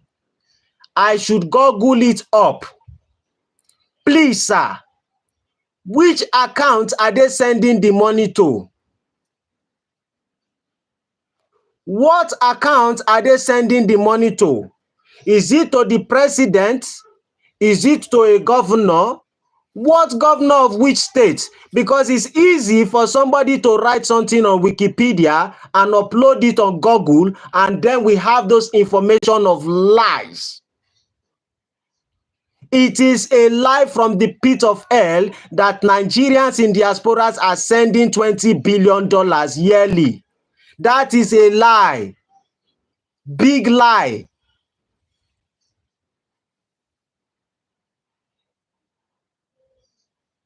No, don't tell us about Bola Ahmed Tinubu. Let him be spending the money. Let him be spending the money. That's you people, the diasporans are living their dreams. And I'm saying their dreams will not turn into nightmare.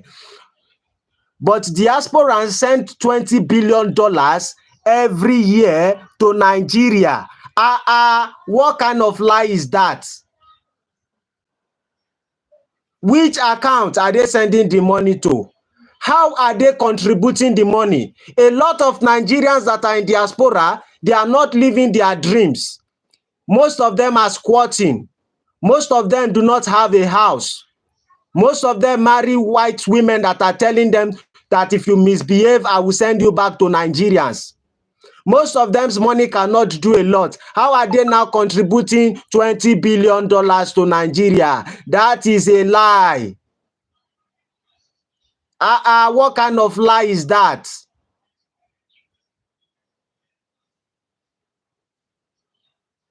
Please let us stay on that one. Prove to me, Google it, ChatGPT it. Where are diasporans sending the $20 billion yearly to? It's a confirmed by Nigerian Bureau of Statistics. I said, how are they contributing the money? Nigerian Bureau of Statistics. If they carry $10 million and give to Nigerian Bureau of Statistics, it is easy for those ones to lie. Who give a damn about Nigerian Bureau of Statistics? How are they contributing the money? Are you part of the people that are contributing the money?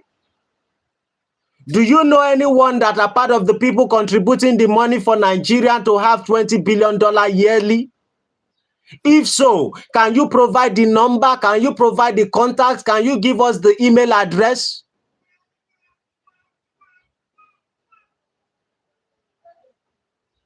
The people that have not been able to pay their tax in outside country that are screaming that the tax outside country is too high.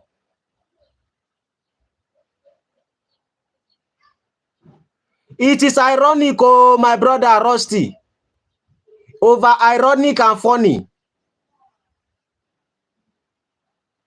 Nigerian Bureau. Who give a damn about Nigerian bureaus? What are Nigerian bureaus doing for Nigeria? How are you people contributing the money, $20 billion to Nigeria yearly? You know how many people are in Europe that they did not have house, that they cannot live fine, that they've not been able to eat 3 square meal? And you say they are contributing $20 billion. That's a lie, oh, lie, hilala, Muhammad Rasulu lie. That is complete lie.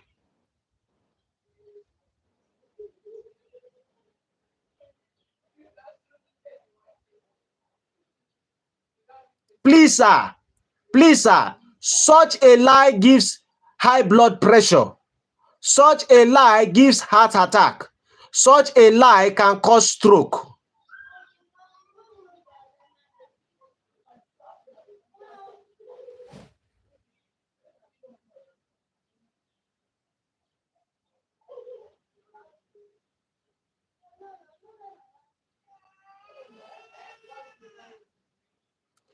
You did not prove the one that they are sending $20 billion.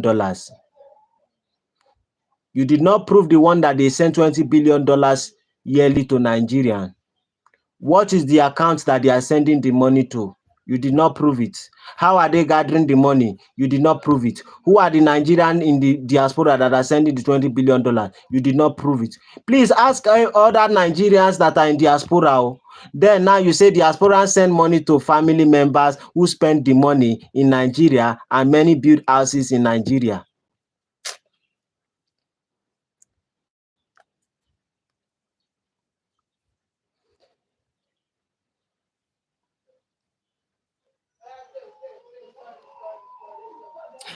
Only what I know is this. Too many people in diaspora have Nigerians in diaspora, they have a lot of opinion when Nigeria is concerned. In the country where they stay, they don't have much opinion. They are only enjoying the system that is already working over there. But they have no opinion about that country. They only have excessive opinion about Nigeria. A lot of you that are outside Nigeria, that are in diaspora, most of you need to change your nationality so that you will stop talking about Nigeria. At least if you change your nationality to Ghanaian or to South African, At least it will save you for you to be reading the news and be watching the movies of the South Africans. Because all these excuses, diaspora send money to family members who spend the money in Nigeria, and many build houses in Nigeria.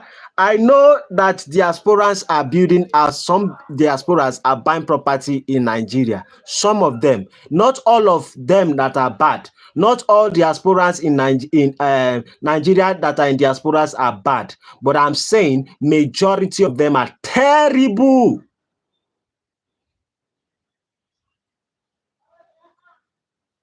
I encourage a lot of them to buy houses to invest in Nigeria.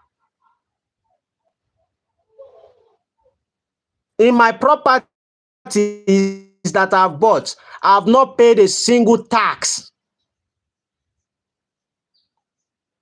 The property I've bought for over 4 years, I've not paid a single tax because it is my country.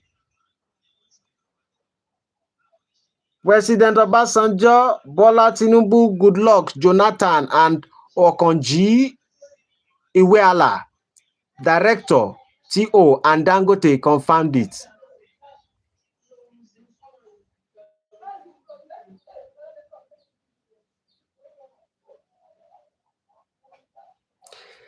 This is how you would know that it is a bloody lie.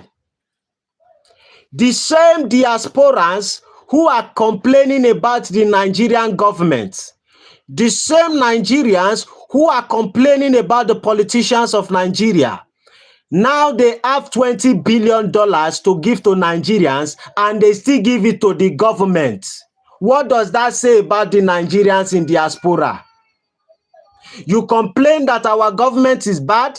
You complain that we are lawless in our country. You complain that our justice system is not good. You complain about everything that has to do with the politicians and the government of Nigeria. But now you have $20 billion and you give it to the government. You didn't give the money to Sheun Kuti. You didn't give the money to, what did they call his name? I've forgotten the name. This guy that take his family that was being arrested when he came back in DSS. Omoyele Sowore, you did not give the money to Omoyele Sowore. You gave the money again to Nigerian government. You say I should do my research. When you complain about Nigerian government and then you give the money of that you gather, $20 billion, you give it to the Nigerian government. What are you people trying to accomplish by giving $20 billion to Nigerian government? What are you people trying to accomplish? I want to understand. What is the purpose for the money? The $20 billion. What is the purpose for the money that you are giving to the government? And if you are giving the diasporans really think Nigerians we are fools. Oh. Nigerians, some of them cannot speak English, yet they defraud people in another country, in many countries, in Spain, in England, in US, in Russia. They steal from every other person. Do you think it is because they must be very intelligent? So why would you say that I should do my research? I am only asking a simple question. And the question is, how do you come to start giving Nigerian government $20 billion knowing that they are corrupt, knowing that they are not right, knowing that there is lawlessness in the country? What is the purpose of why you are giving Nigerian $20 billion? Don't argue. Just take 2 seconds to Google revenue sent to Nigeria by diasporans. I am saying which account. And why are you giving the money to the government? How are you raising the money? What is the information or education that you are giving to an average Nigerian to know that $20 billion is given to the Nigerian government? What is the purpose of you giving Nigerian government $20 billion yearly, knowing fully well that they keep embezzling the money? Why would you be doing that? Is it not, what did they call it? Is it stupidity they call it? Doing something over and over again and you are not getting the result. Mr. Rusty, can you please help me complete it? Doing something over and over again and not getting the right result. What do they call that thing? Please, help me. English language has finished in my mouth. Borrow me some.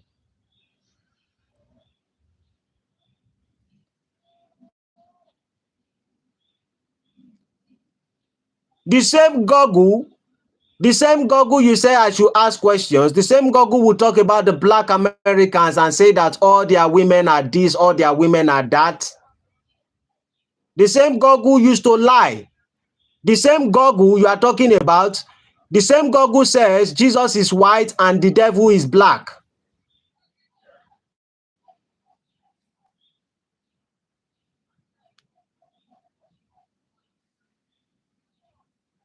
Google lie.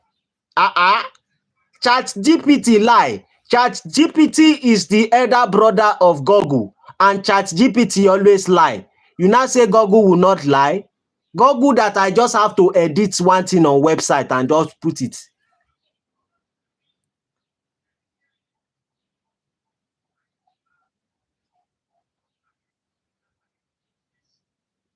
I'm not saying there is no proposed revenue or they are not, but you said $20 billion. $20 billion, yes, it might be on Google, but Google is lying. And if the government is you are the people giving the government the money, my question is, why are you giving the government the money when you know the government are corrupt? Now, the question is, why are you not giving it to the youth so that the youth can implement it in Nigeria and make things function well in Nigeria? Why are you not giving it to activists like Omoyele Sowore? Why not create an account? At least in the America, they create what we call the Black Lives Matter. The money doesn't go to the government directly, my son. The Nigerian Senate has confirmed it, and that's why they are trying to give diasporans voting rights.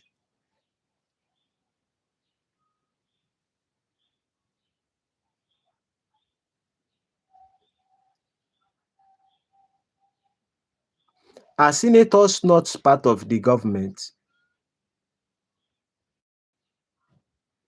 Senators are part of the government now. Who is the oga of a senator?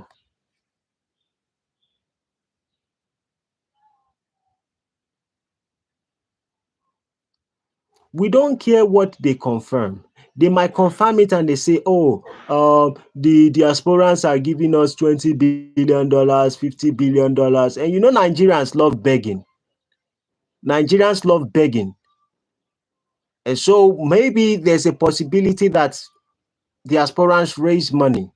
But I'm saying that you people complain about the corruption of the country. Why give the same money to the corrupt leaders? Knowing fully well that the money is not going. Now imagine, what do you think $20 billion can do? It's simple economic, and that's how money circulates around the world. It's simple economic, and that's how money circulates around the world.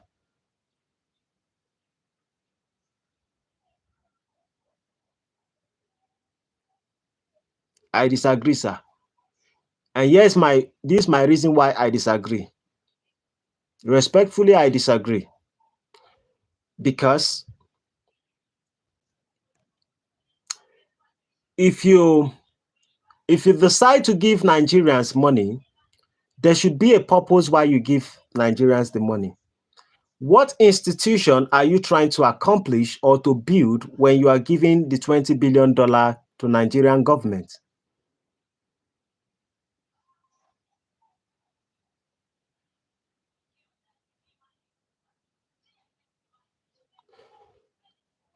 What is the purpose behind the $20 billion yearly? I only want to ask. And then, are you people also asking for accountability of the $20 billion that you are giving to the Nigerian government or the Nigerian Senate? If $20 billion is being contributed to the Nigerian Senate to give them so that they can circulate the money, because I believe this, that if you decide to give me money and now credit my YouTube account, that money would go to my community. After I remove my own tithe and offering, the remaining change will go to my community.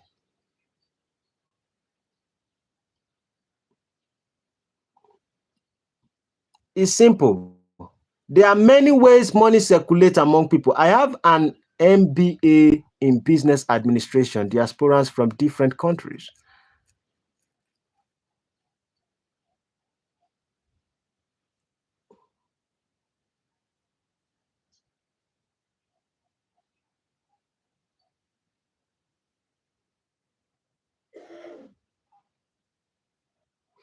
You know that somebody who is speaking, his throat will get dry than somebody who is typing. I understand your point, sir. But what I can say is this. If the aspirants are giving Nigerian $20 billion, which I don't believe that's true. I don't believe that's true. Just because Google says it does not make me, because if we have to talk now, it is a public fund, and if it is a public fund, the Nigerian youth should be aware. I don't think any Nigerian youth are aware of these things that you said.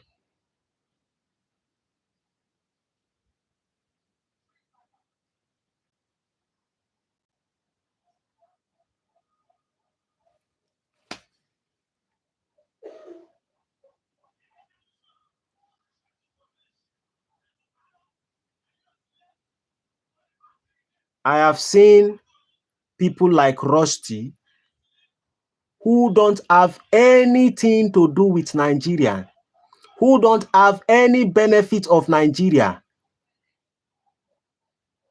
and they help people like us that did not do anything.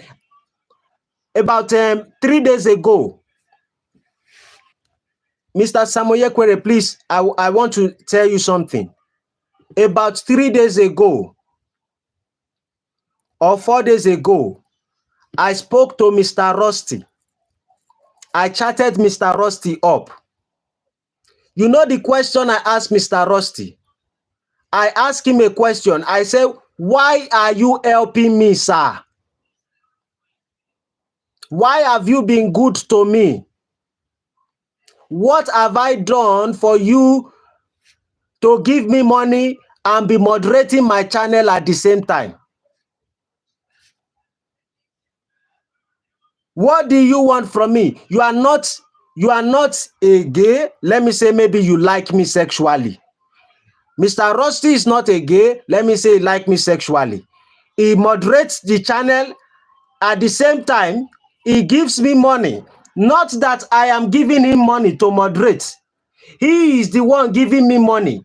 I am now asking him question. Like, I did not understand how somebody could go out of their own way who does not have anything to do with Nigeria and is giving to somebody in Nigeria, and I never knew him from Adam.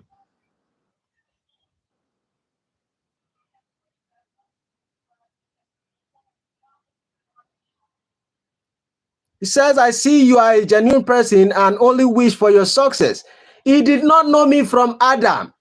I chatted him 3 days ago or 4 days ago, asking him, like, what is the point? Why are you doing this thing? Like, it baffles me because an average Nigerian in diaspora, when you even have any complaint about the things in the community, they don't give a damn about what is going on in Nigeria. Nigerians in diaspora, many of them do not give a damn about what is going on in the community of the Nigerians. But I have seen Black Americans. I've seen people like Mr. Rusty. I've seen a lot of white people. I've seen a lot of Europeans that will just come on my channel and support some Nigeria. Like the last $5 I received was from a Nigeria, Swodu, which it was in the Europe country.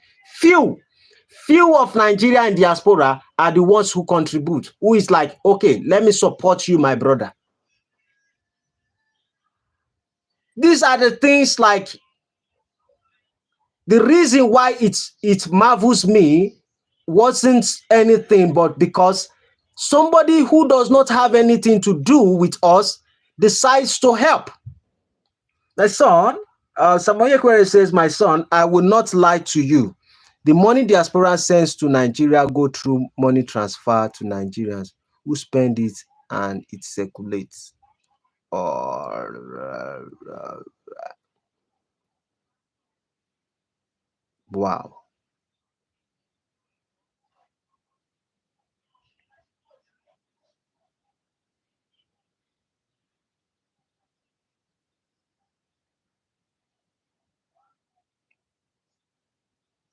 Rusty said it all. Says if the people can succeed where the government failed, the people can force change with the government. Fact.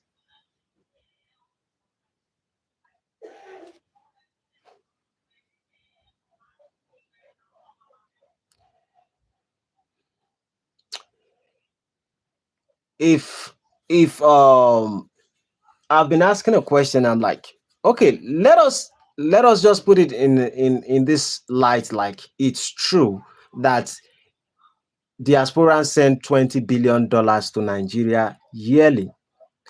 Let us assume that is true. I still find it difficult to believe. But let's say that is true. If I'm sending $20 billion to Nigeria every year, I should be able to ask Nigerians that I want them to use this particular money to build schools, and I want to see the schools that I'm sending you the money to build. I want you to use this money to build an institution or hospital, and I want to see that you use the money and you build the hospital, general hospital, and I will confirm, and we will confirm from the Nigerian youth. I want you to be able to provide these jobs for Nigerians, and I want to see that job, and I will confirm from Nigerians. And you know, Nigeria, it's easy for you to confirm things. So I was asking, like, what is the purpose of sending the money? And what is the accountability of the Nigerian government to the Nigerian diasporas who are sending the $20 billion to the Nigerian Senate? Are they asking of accountability, or are they just sending the $20 billion?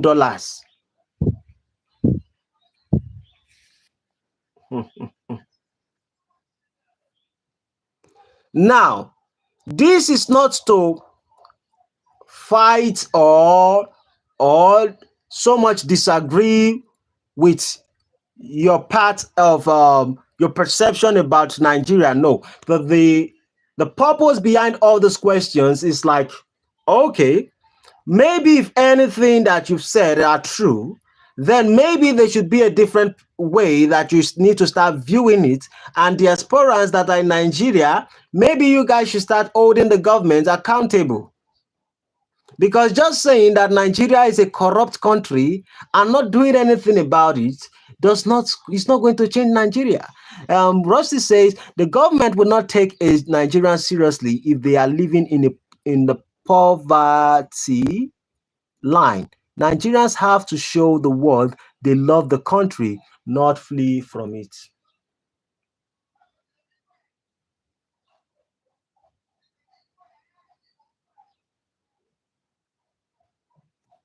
Imagine UK say they love UK and they start running away from UK. All of them run to Canada. Like 30% of the youth in UK, all of them run to Canada. How can we say we truly love this country? From it, if you flee, why would anyone else want to invest and help growth? Question of the day. When next you go to your bank, ask the manager or bank officers, diasporans build schools. so many structure and even assisted Nigerians during COVID-19 crisis. Wow. Countries in the okay, yeah, Rusty says countries in the West have brought about change from the people uniting and forcing change. Samuel Query says when next you go to your bank, ask the manager or bank officers, diasporans build so many structure and the rest of it. I will send you $100 if you prove me wrong.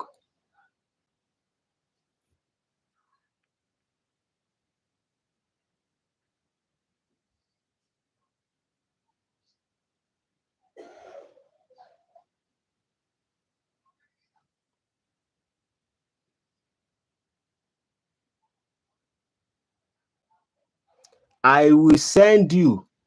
Did you see this one, Rusty?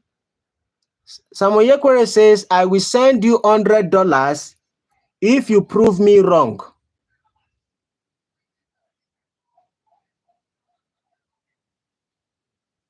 How do I know it's true?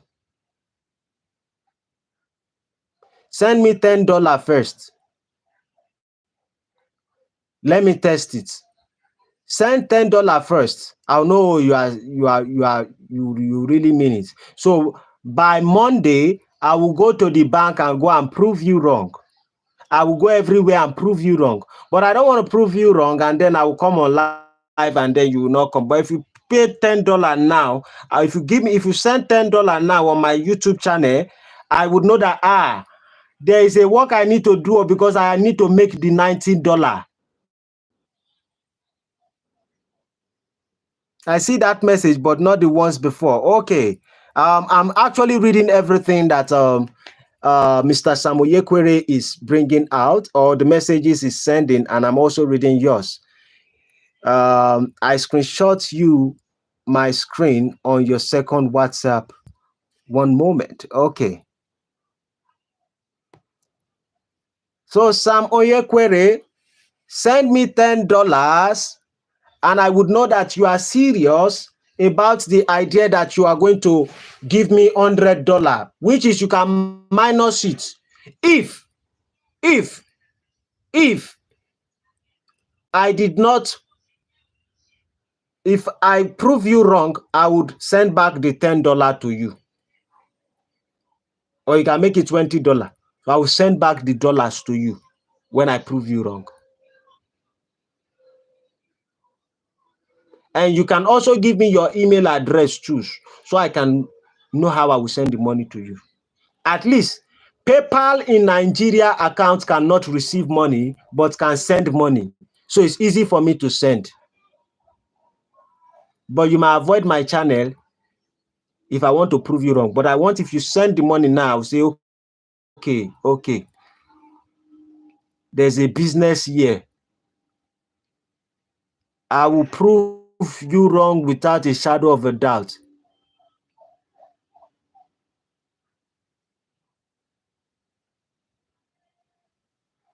Hasn't shown quite a bit of his chat. Okay. Mr. Samuel Yekwere has actually written a lot. A lot. He has written a lot. I don't know. YouTube are having some kind of issues at the moment. Even yesterday, they just sent me a message and saying they have correct few things and the rest of it. YouTube are having issues at the moment.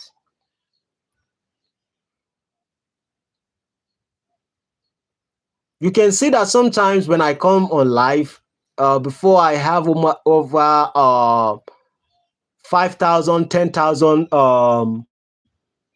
people join me on live, but now it becomes a little bit different. Do you have any filter words in your description? No, none. I put all my message in all message, show every message, including potential spam. The time I put it on show most messages with potential spam removed, then that was the time Mr. Samuel Query sent me some message when I was talking about something about diaspora or Uncle Rudy, and during that time I could not see a lot of the message.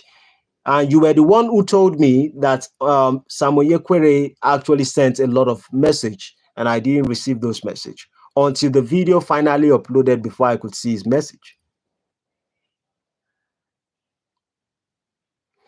But now, do you see that we did not have a deal? Do you see that we did not have a deal? Samoye Kwere said, I might look at seeing if desktop version works. Ask any bank officer how much diasporans send to their bank daily the moment you walk into a bank. Try and observe customers waiting to collect money from diasporans. I screenshot the message so that I can ask exactly how you wrote them. But I said, let us make a deal.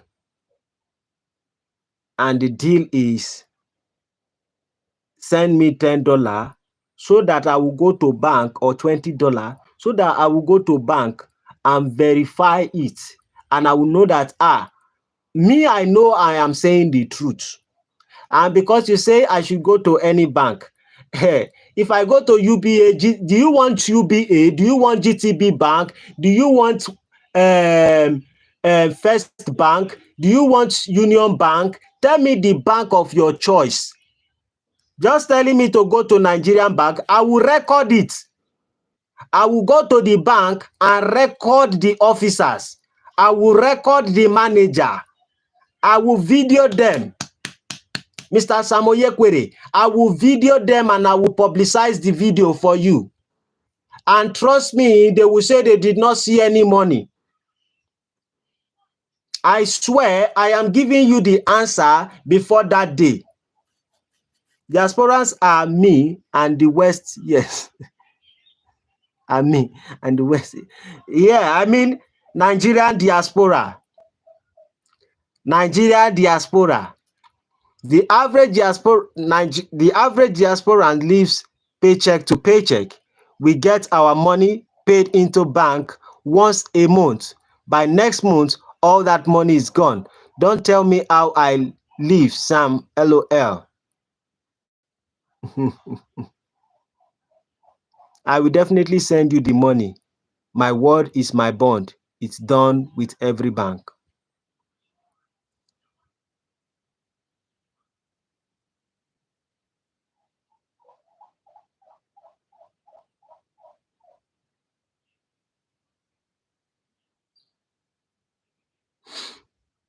Okay, what bank would you want me to visit?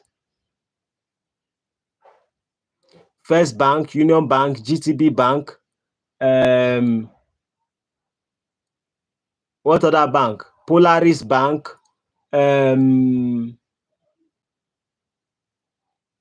UBA, United Bank of Africa. What bank do you want me to go confirm from? So you wouldn't say that it is the bank I went to that is a wrong bank. No, I say, Rusty, I said Nigerians in diaspora. Nigerians in diaspora. Nigerians in diaspora. 1 second, I Google this word, LOL. Okay, I know now. Yeah.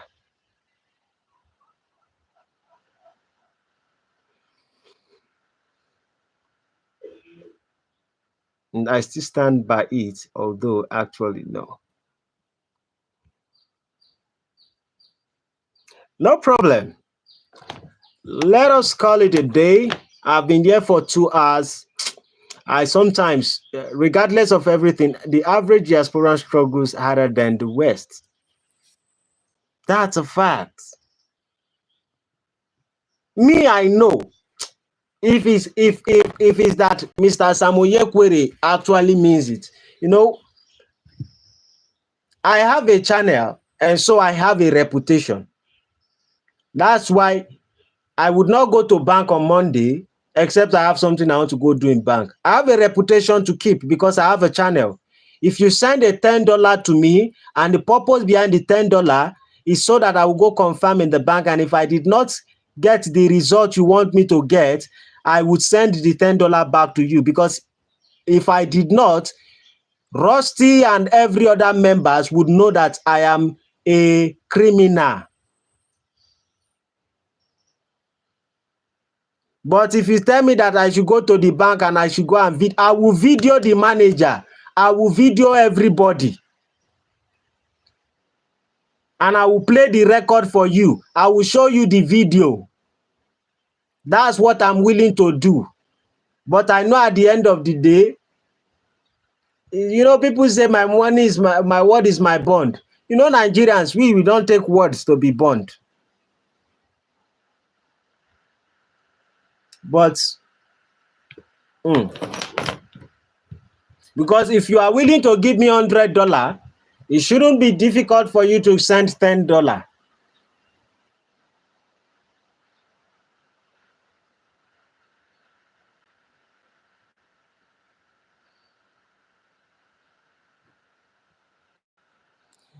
Rusty says diasporans all over the West are coming here thinking of a better life.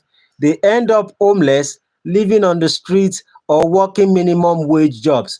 That is true, Mr. Rusty. Some of them sold their houses in Nigeria. Some of them sold their houses in Nigeria. Sold their cars, sold everything just to go to the West. And when they get there, they don't have a house. Sam Oyekwere says millions of dollars, pounds, and other currencies. All the banks have the services. This is how Nigerian businesses get foreign currencies to purchase goods abroad. Rusty says there are, however, some who come up with a little set up already and they have a job ready, housing ready, and money to bring. Very few from Nigeria, though, come here with a life setup.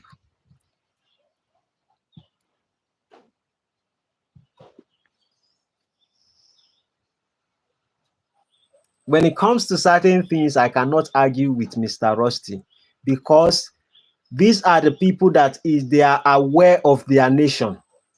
They are aware of what's going on, at least within the UK and with the US.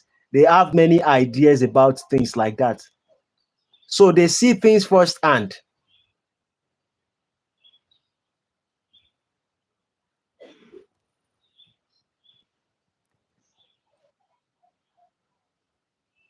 And I actually know, okay, a bet is a bet. Rusty, I don't know your situation. These are millions of Nigerians doing very well. There are millions of Nigerians doing very well.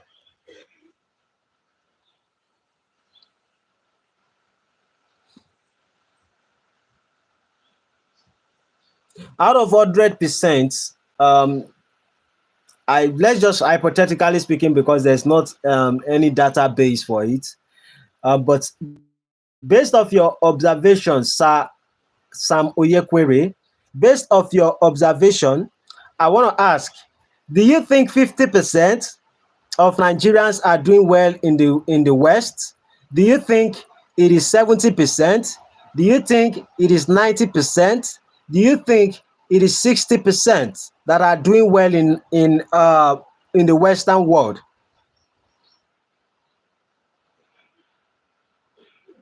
Because I know countless of them who are not doing well, and I have few friends who are actually doing well.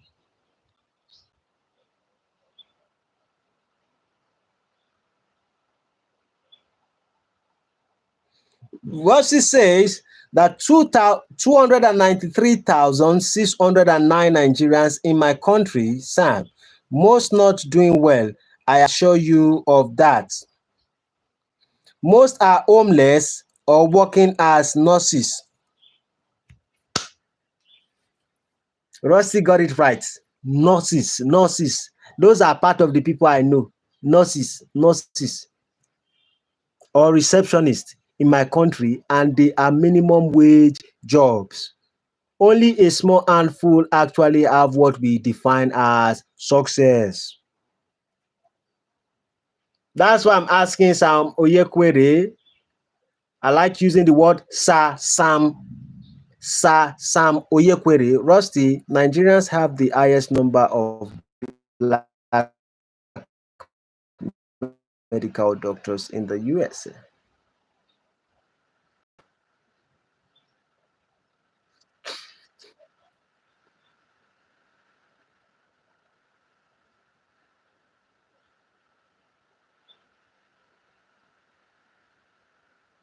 That was exactly what I was saying.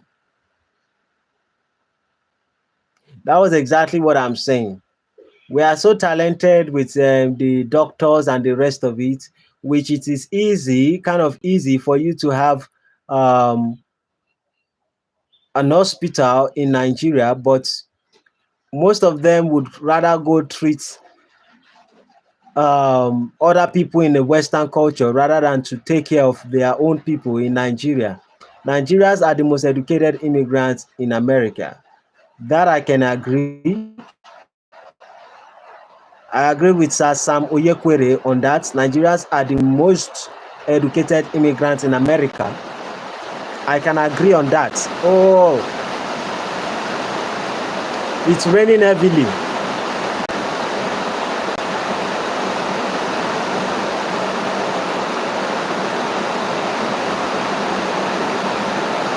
Rossi says Black America has been for many years now, and they even had a black president.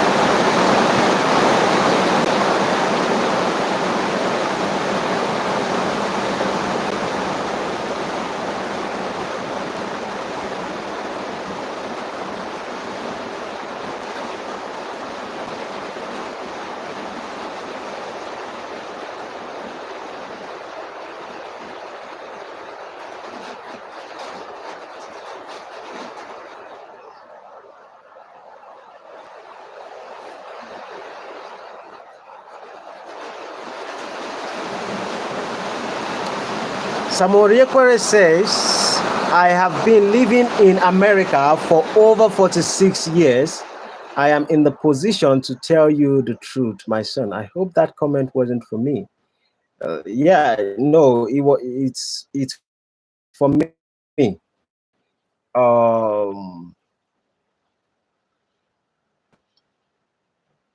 The only thing is all the experiences of most people in the diaspora. Why are they not implementing some of those things to give back to their nation? And I asked a question earlier. I said, if every single Nigerian run out of the country, Nigeria, so-called Nigeria, does that help to fix the problem of the country?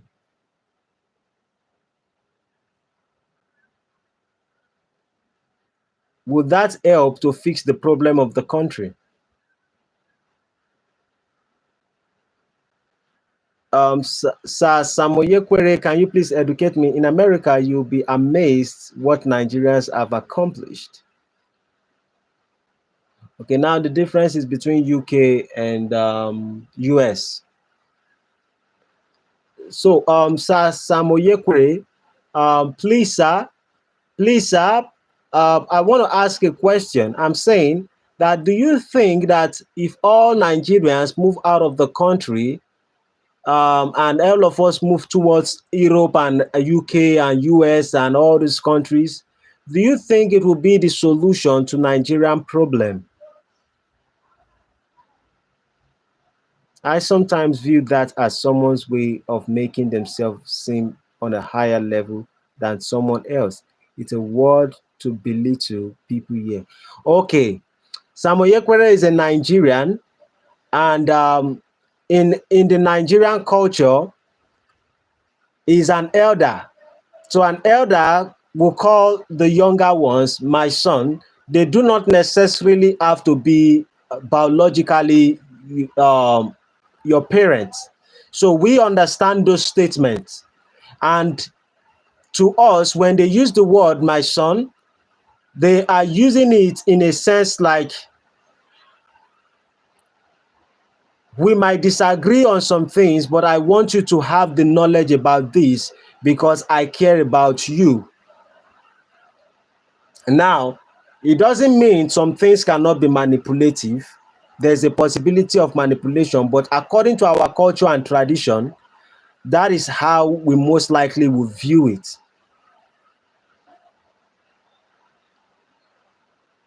But I'm asking a question again. I said that if every Nigerian leave the country, we would say my brother, as that would put us on an equal standing. Yeah.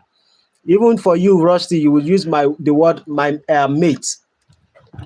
The first time I had conversation with Rusty, I used the word my brother, and he said mate. I said, okay. Say we are heading somewhere. Since then, I love using the word mate. So please, Moyekwere, can you answer the question, sir? If all Nigerians leave Nigeria and travel all out of the country, do you think that that will solve the problem of Nigeria? If yes, why? If no, why?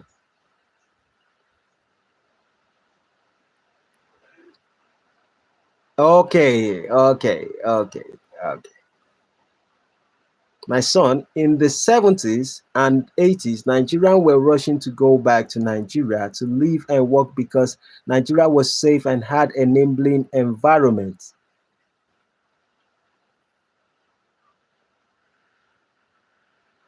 Oh, as this mate seems weird.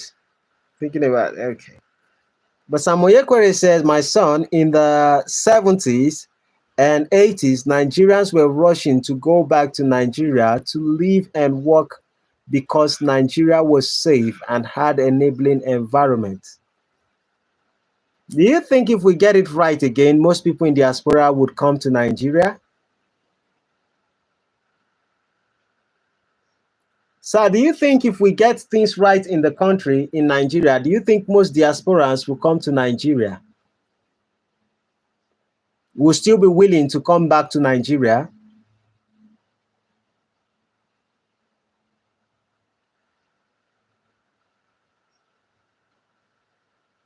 I'm just curious.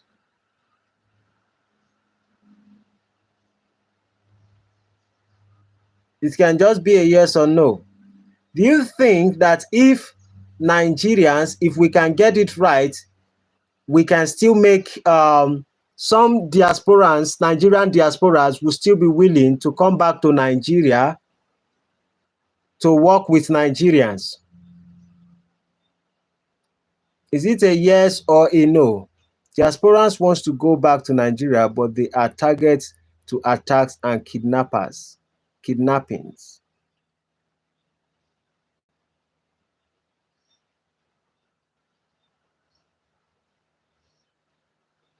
How many Nigerians in diasporas have actually, according to the data, have actually been kidnapped in Nigeria?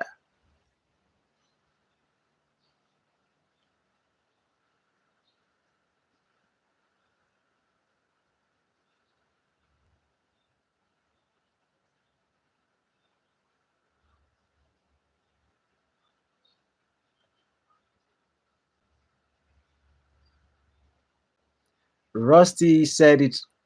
He said, so what you're telling me as an outsider is when times get tough for Nigerians, then they flee.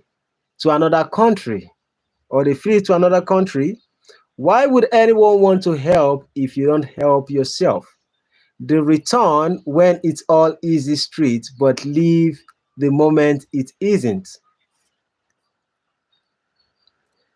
Rusty actually knows exactly where I was going, and that was exactly where I was going. Like, would they be willing to come? And I know most of them will be willing to show up. But Samoyekwere says that most people are being kidnapped, and I'm like, do you think kidnappers kidnap more of Nigeria, or diasporans Nigerians diaspora?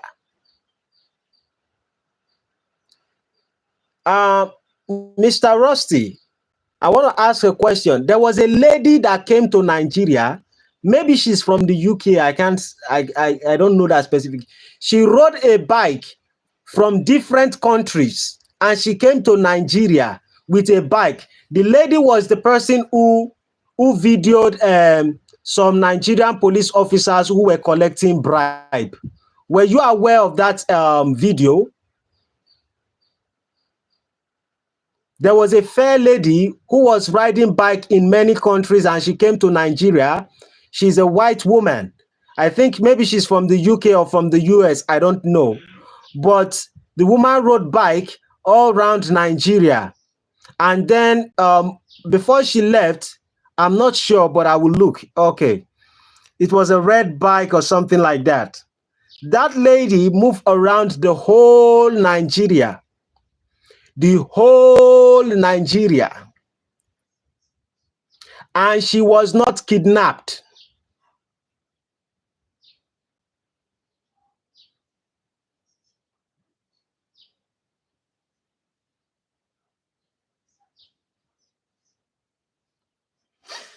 Mr. Samoyekwere says that diasporans see what is going on in Nigeria by the minute. We see more of what is happening in Nigeria than the average Nigerian because we have 24 hours electricity.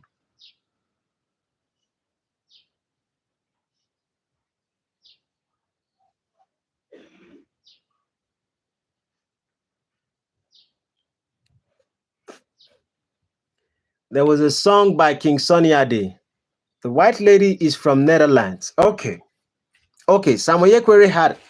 He said she's from Netherlands. Now, why was she not kidnapped in Nigeria? And she's riding a bike around. Why was she not kidnapped in Nigeria?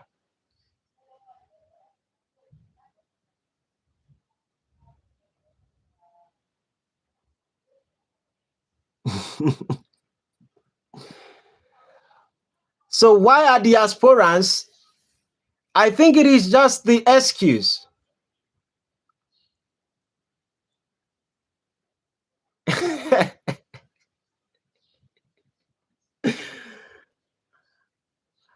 I have my solar box here. When there is no electricity, I can put on my solar box. I have two solar boxes. One of these can put on TV, can put on the lights. This is one small solar box I have. They call it Sun King. This is Sun King.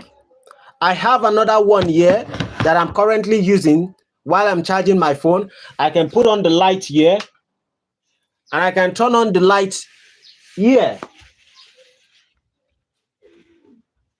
The reason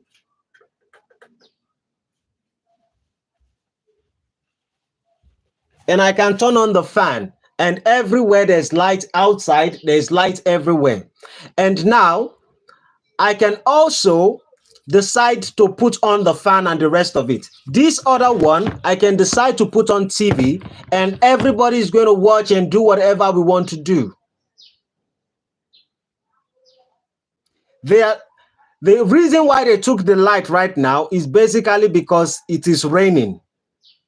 In this particular part of Nigeria, we use light a day, at least 18 hours a day.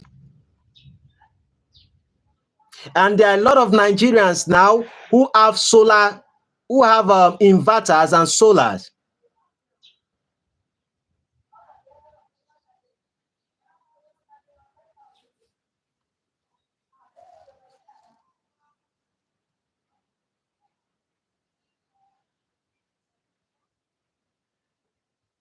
So you think Nigerians, because somebody is on a secured trip sponsored, they cannot kidnap the person?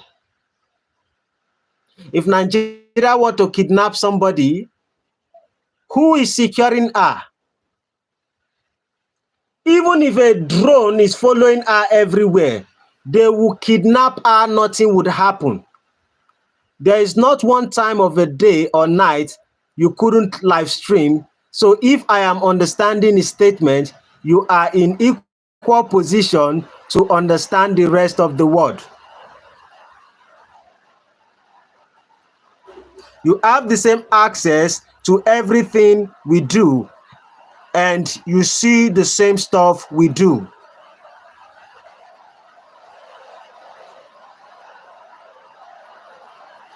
Even when there is no light, there is light.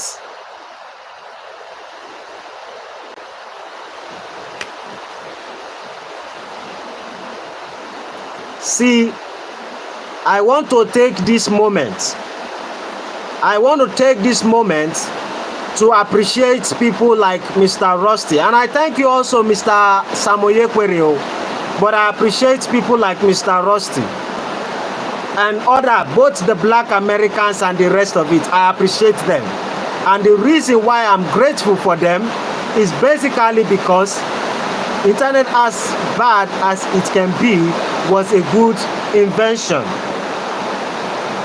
Because as difficult as we still label Nigeria, the Nigerian diasporans who keep labeling Nigeria that Nigeria is corrupt and bad and the rest of it, these people still find a way to support Nigerians.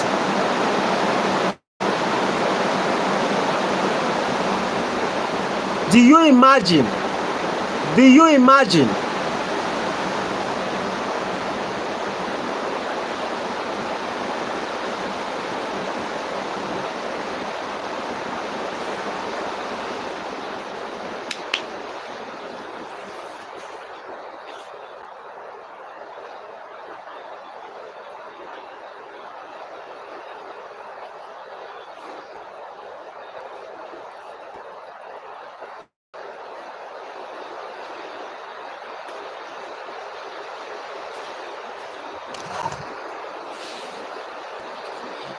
imagine like people like